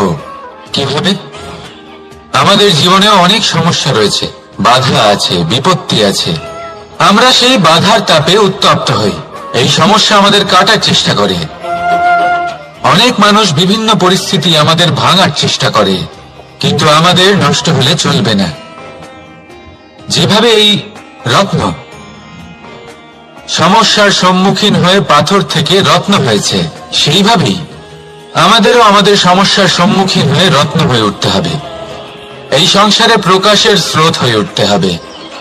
তাহলে এটাই করুন আর আমার সাথে ভালোবেসে বলুন, রাধা রাধা।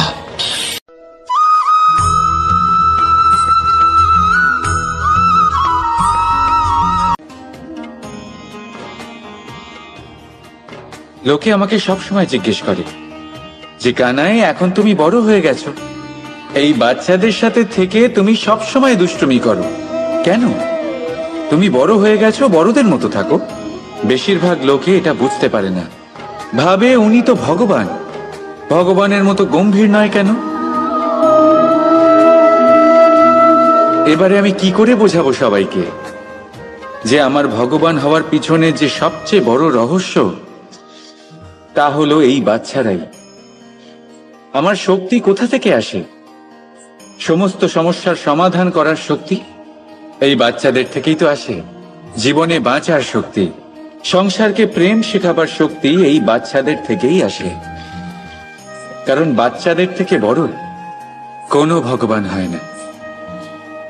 এবারে দেখুন না, পুরাণ আর বেদের কোনো জ্ঞান নেই ওদের, কিন্তু খুব ভালোভাবেই জানে যে একজন উদাস ব্যক্তির মন কি করে ভোলানো যায়, কি করে তাকে আনন্দ দেওয়া যায়।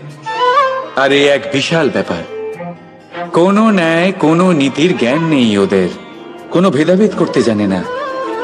কিন্তু এটা অবশ্যই জানে একজন একা অজানা ব্যক্তিকে নিজের দলের সদস্য কি করে বানাতে হয়, কি করে তাকে আপন করতে হয়। আর এ এক বড় ব্যাপার। এই বাচ্চাদের থেকে অনেক কিছু শেখার আছে। তাই আপনারাও নিজেদের জীবনে গম্ভীর হওয়ার চেষ্টা কখনোই করবেন না। আর যদি করেন তাহলে এই সংসার খুবই নীরস লাগবে আপনার। আপনিও বাচ্চাদের মতো নিষ্পাপ থাকুন আর নিজেকে আনন্দে রাখুন। লাভ আর ক্ষতির ঊর্ধ্বে গিয়ে সম্পর্ককে দেখুন। জ্ঞান অর্জন করার পরিবর্তে ভালোবেসে সম্পর্ক পালন করুন। আপনি নিজেই বুঝে যাবেন যে এই সংসার কতটা সুন্দর। রাধা রাধা।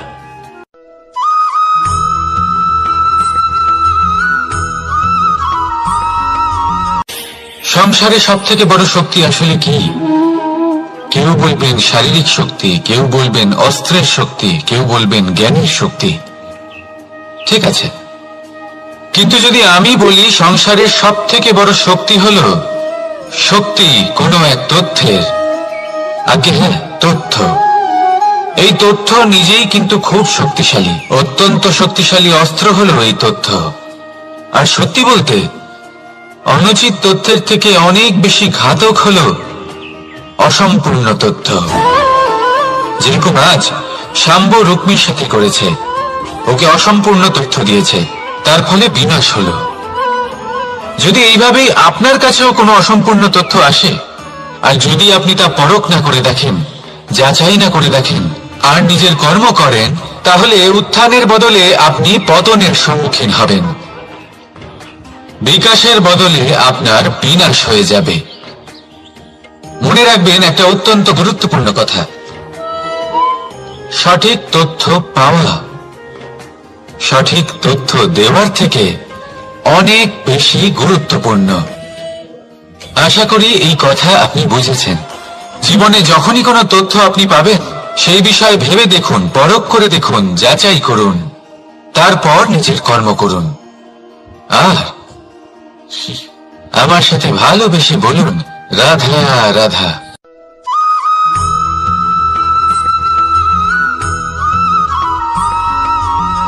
সময় বড়ই অদ্ভুত। এই সময়, তাই না? দেখতে গেলে এটা একটা অনুভূতি, একটা সংখ্যা, একটা বিষয়। এবারে দেখুন না, সূর্যোদয় সকলের একসাথেই হয়, তাই তো? কারোর আগে কারোর পরে এমন তো হয় না, সবার একসাথেই হয়। আবার সূর্যাস্ত সকলের একসাথেই হয়। এবারে ভাবুন, এই সময় প্রত্যেকের জন্য আলাদা আলাদা। কারোর জন্য এই সময় ভালো, আবার কারোর জন্য এই সময়ই খারাপ। এক্ষুনি এই মুহূর্তে কারোর মুখে সফলতার আলো রয়েছে, আবার কারোর মুখে অসফলতার নিরাশা। এটা কেন? কেন এই সময় কারোর জন্য শ্রেষ্ঠ, আবার কেন তা কাউকে নিরাশ করে? এটার উত্তর হলো আপনার চিন্তা, আপনার কর্ম। যেমন আপনার চিন্তাধারা, তেমন আপনার কর্ম, আর তেমনই হবে আপনার এই সময়। আপনি জীবনে সুখ তখনই পাবেন যখন আপনি কারোর মুখে আশার আলো এনে দেবেন। আপনি আনন্দ তখনই পাবেন যখন আপনি কাউকে খুশি করবেন। হ্যাঁ, এটা ঠিক যে কাউকে খুশি করা সবসময় আপনার হাতে নেই, কিন্তু আপনার হাতে এটা অবশ্যই আছে যে আপনি কাউকে দুঃখ না দেন, কাউকে নিরাশ না করেন। আর কোনো ব্যক্তিকে দুঃখ না দেওয়ার এই চেষ্টাও আপনার কর্মই বটে। আর এই শুভ কর্মের ফল আপনাকে প্রকৃতি অবশ্যই দেবে। তাই মনে রাখবেন, ভালো সময় তারই আসে যে কখনো কারোর খারাপ চায় না। রাধা রাধা।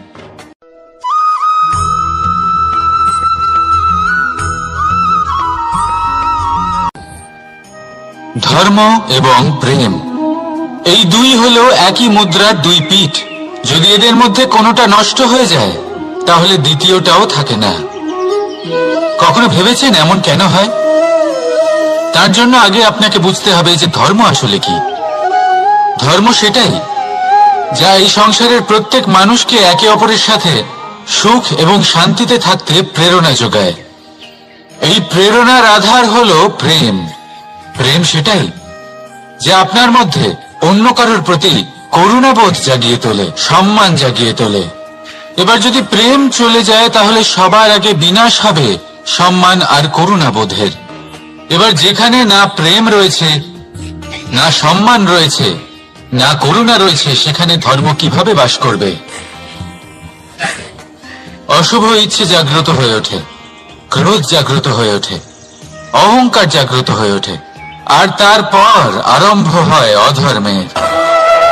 তাই যা যা ভাবনা আপনার অন্তরে প্রবেশ করছে করতে দিন, কিন্তু যাই হোক না কেন এই প্রেমকে নিজের থেকে দূরে যেতে দেবেন না।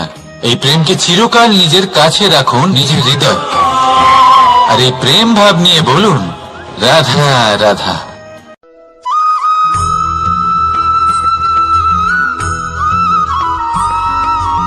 লোকে বলে মানুষ নিজের ভবিষ্যৎ জন্ম থেকেই লিখিয়ে আনে, অর্থাৎ এখানে এই কপালে। ভাগ্য দেবতা আমাদের সমস্ত উত্থান, সমস্ত পতনের হিসেব সবটা লিখে দেন। কিন্তু কপালে কেন, পায়ে নয় কেন? যদি পায়ে লেখা হয় তাহলে আমরা পড়তে পারবো, যদি কপালে লেখা হয় আমরা ছাড়া বাকি সবাই পড়তে পারবে। এবারে আমাদের কপাল এখানে তাই প্রতিফলিত হয় যা আমাদের মস্তিষ্কে আছে, আর মস্তিষ্কে থাকে আমাদের ভাবনা। তাই এই ভাবনার ধনাত্মক হওয়া অত্যন্ত জরুরি। এতে বিকাশের জন্য স্থান রাখুন, এতে সবাইকে একসাথে নিয়ে চলার ভাবনা রাখুন। আর বিশ্বাস করুন,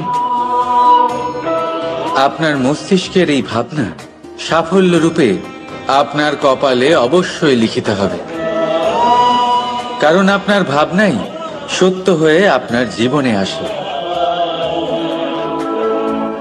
রাধা রাধা।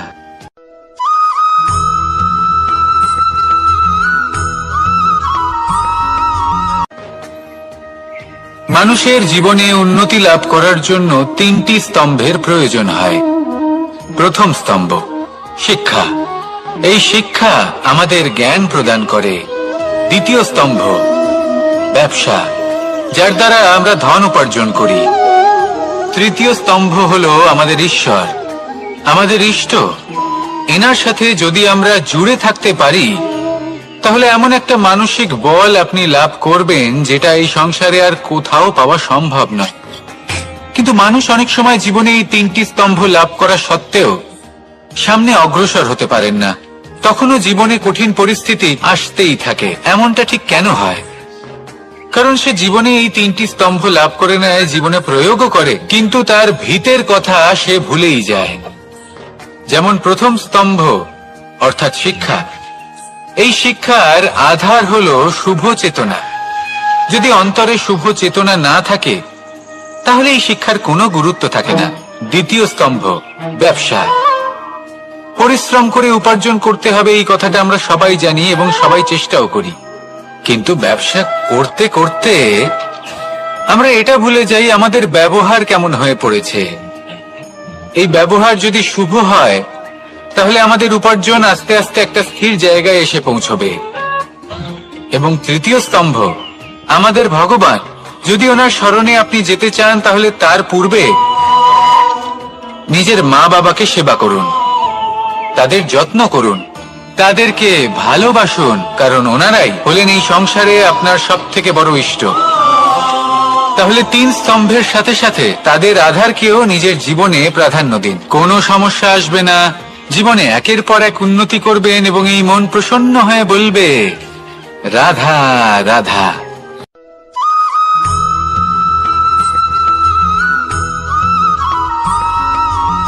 এই সংসারে কখনো কোনো ব্যক্তিকে তার বাইরের পোশাক দেখে বিচার করার চেষ্টা করবেন না, এটা খুব বড় ভুল করবেন। যেমন আমরা জীবনে অনেক সময় এমন করি, ধরুন কোথাও একটা গাছ দেখলাম, খুব বিশাল আকারের একটা গাছ, যেটা মাটির থেকে অনেক উঁচুতে পৌঁছে গেছে, যার বিশাল শাখা আছে। সেগুলো দেখে আমরা ভাবি যে এই গাছে হয়তো কত সুস্বাদু ফল আছে, আমরা সেই গাছের পরিচর্যা করতে থাকি। আবার অন্যদিকে হলো একটি তৃণ, যেটা মাটি থেকে কিছুটা উঁচুতে পৌঁছেছে, কিন্তু সেই তৃণর নিচে, মাটির নিচে অত্যন্ত সুস্বাদু ফল বা সবজি জন্ম নেয়, যা আমাদের স্বাস্থ্যের পক্ষে অত্যন্ত উপকারী। সেই জন্য কখনো আবরণ দেখে কাউকে বিচার করতে চেষ্টা করবেন না, তার বদলে এটা বোঝার চেষ্টা করুন যে আপনার সামনে যে ব্যক্তি আছে বা বস্তু আছে তার বিশেষত্ব কি। যদি এই বিশেষত্ব বোঝার ক্ষমতা আপনি অর্জন করেন, যদি এই শিল্প আপনি নিজের ভেতরে জাগ্রত করেন, তাহলে এই সংসারে বিশেষত্ব কি সেটা আপনি জানতে পারবেন। আর এই সমস্ত খেলা দৃষ্টি থেকে নয়, দৃষ্টিভঙ্গি থেকে জন্ম নেয়। দৃষ্টিভঙ্গি সবসময় শুভ রাখুন, আর আমার সাথে ভালোবেসে বলুন রাধা রাধা।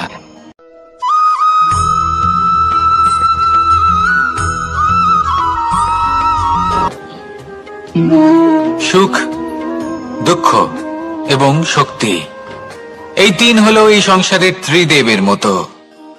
আমাদের জীবনে যা কিছু ঘটছে এই 3টির ভিত্তির উপরেই হচ্ছে। আসলে এই সংসারের একটা নিয়ম আছে, যখনই আপনি কিছু লাভ করেন এই সংসার আপনার পরীক্ষা নেয়। এটা জানার জন্য আপনার পরীক্ষা নেয় যে আপনি যা কিছুই লাভ করেছেন আপনি কি আদৌ সেটার যোগ্য কিনা। ঠিক সেইভাবেই এই সুখ, দুঃখ এবং শক্তি আপনার পরীক্ষা নিয়ে থাকে। যখন সুখ আসে তখন সে আপনার পরীক্ষা নেয় যে আপনার মধ্যে অহংবোধ জাগ্রত হয়নি তো। যদি অহংবোধ চলে আসে তাহলে সুখ সেখানেই সঙ্গ ত্যাগ করে। দুঃখ আপনার ধৈর্যের পরীক্ষা নিতে থাকে, আর যদি আপনার মধ্যে ধৈর্য না থাকে তাহলে এটা আপনাকে আরো বেশি দুঃখের গভীর অন্ধকারে ঠেলে দেবে। সেখানে শক্তি পরীক্ষা নেয় আপনার বিনম্রতার।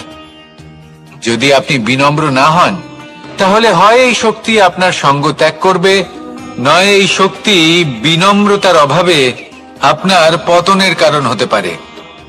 এই সংসারে যে কোনো ব্যক্তি যিনি এই পরীক্ষায় উত্তীর্ণ হয়ে থাকেন এই জীবনে তিনি সাফল্য লাভ করেন। আসুন আমার সাথে ভালোবেসে বলুন রাধা রাধা।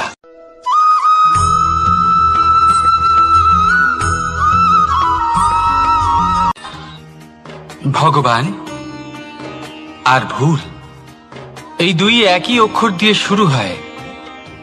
শুধু তাই নয়, এদের দুজনের রাশিও সমান। এবারে আপনারা বলবেন যে ভগবান, ভুল, এদের মধ্যে কিভাবে মিল থাকতে পারে? অনেক বড় মিল আছে। না শুধু এ এক অক্ষর দিয়ে শুরু হয়, বরং এদের বিজয় মন্ত্রটাও এক। ভগবানকে মানুন, তাকে বিশ্বাস করুন, তাকে স্বীকার করুন। এটা করলে মনের দৃষ্টি থেকে ভগবানকে দেখা যায়, আর উনি আপনাকে সমৃদ্ধ করে তোলেন। ভুলের সাথেও এটাই ঘটে। নিজের ভুল স্বয়ং মেনে নিলে, স্বীকার করে নিলে সব কিছুই স্পষ্টভাবে দেখতে পাবেন। যেদিন থেকে আপনি নিজের ভুল মেনে নিতে শিখবেন, সেদিন থেকে সেই ভুল শোধরানোর প্রক্রিয়াও শুরু হয়ে যাবে। আপনি বুঝে যাবেন নিজের ভুল কিভাবে শোধরাতে হয়। তাই মনে রাখবেন, নিজেকে শ্রেষ্ঠ করে তোলার জন্য নিজের ভুল স্বীকার করা অত্যন্ত প্রয়োজনীয়। এই জীবনে শান্তি আনার জন্য ঈশ্বরকে মেনে নেওয়া অত্যন্ত প্রয়োজনীয়। সব সময় নিজের গুণ এবং নিজের দোষ মনে রাখবেন। আজীবন সুখী থাকবেন। রাধা রাধা।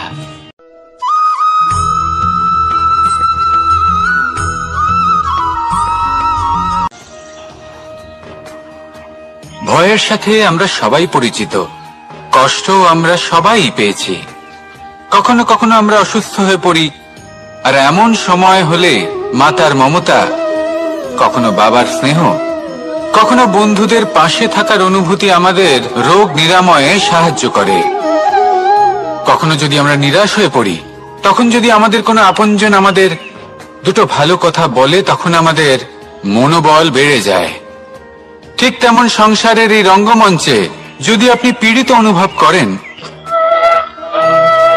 কিছু শুভ কথা আলোচনা করুন, কিছু স্তুতি গান করুন, কিছু মুহূর্তের জন্য হলেও নিজের ইষ্টদেবের কথা স্মরণ করুন আর প্রার্থনা করুন। সাহস বাড়বে, শক্তিও বৃদ্ধি পাবে এবং সামনে এগিয়ে চলার পথও দেখতে পাবেন। তখন এই মন প্রসন্ন হয়ে বলবে, রাধা রাধা।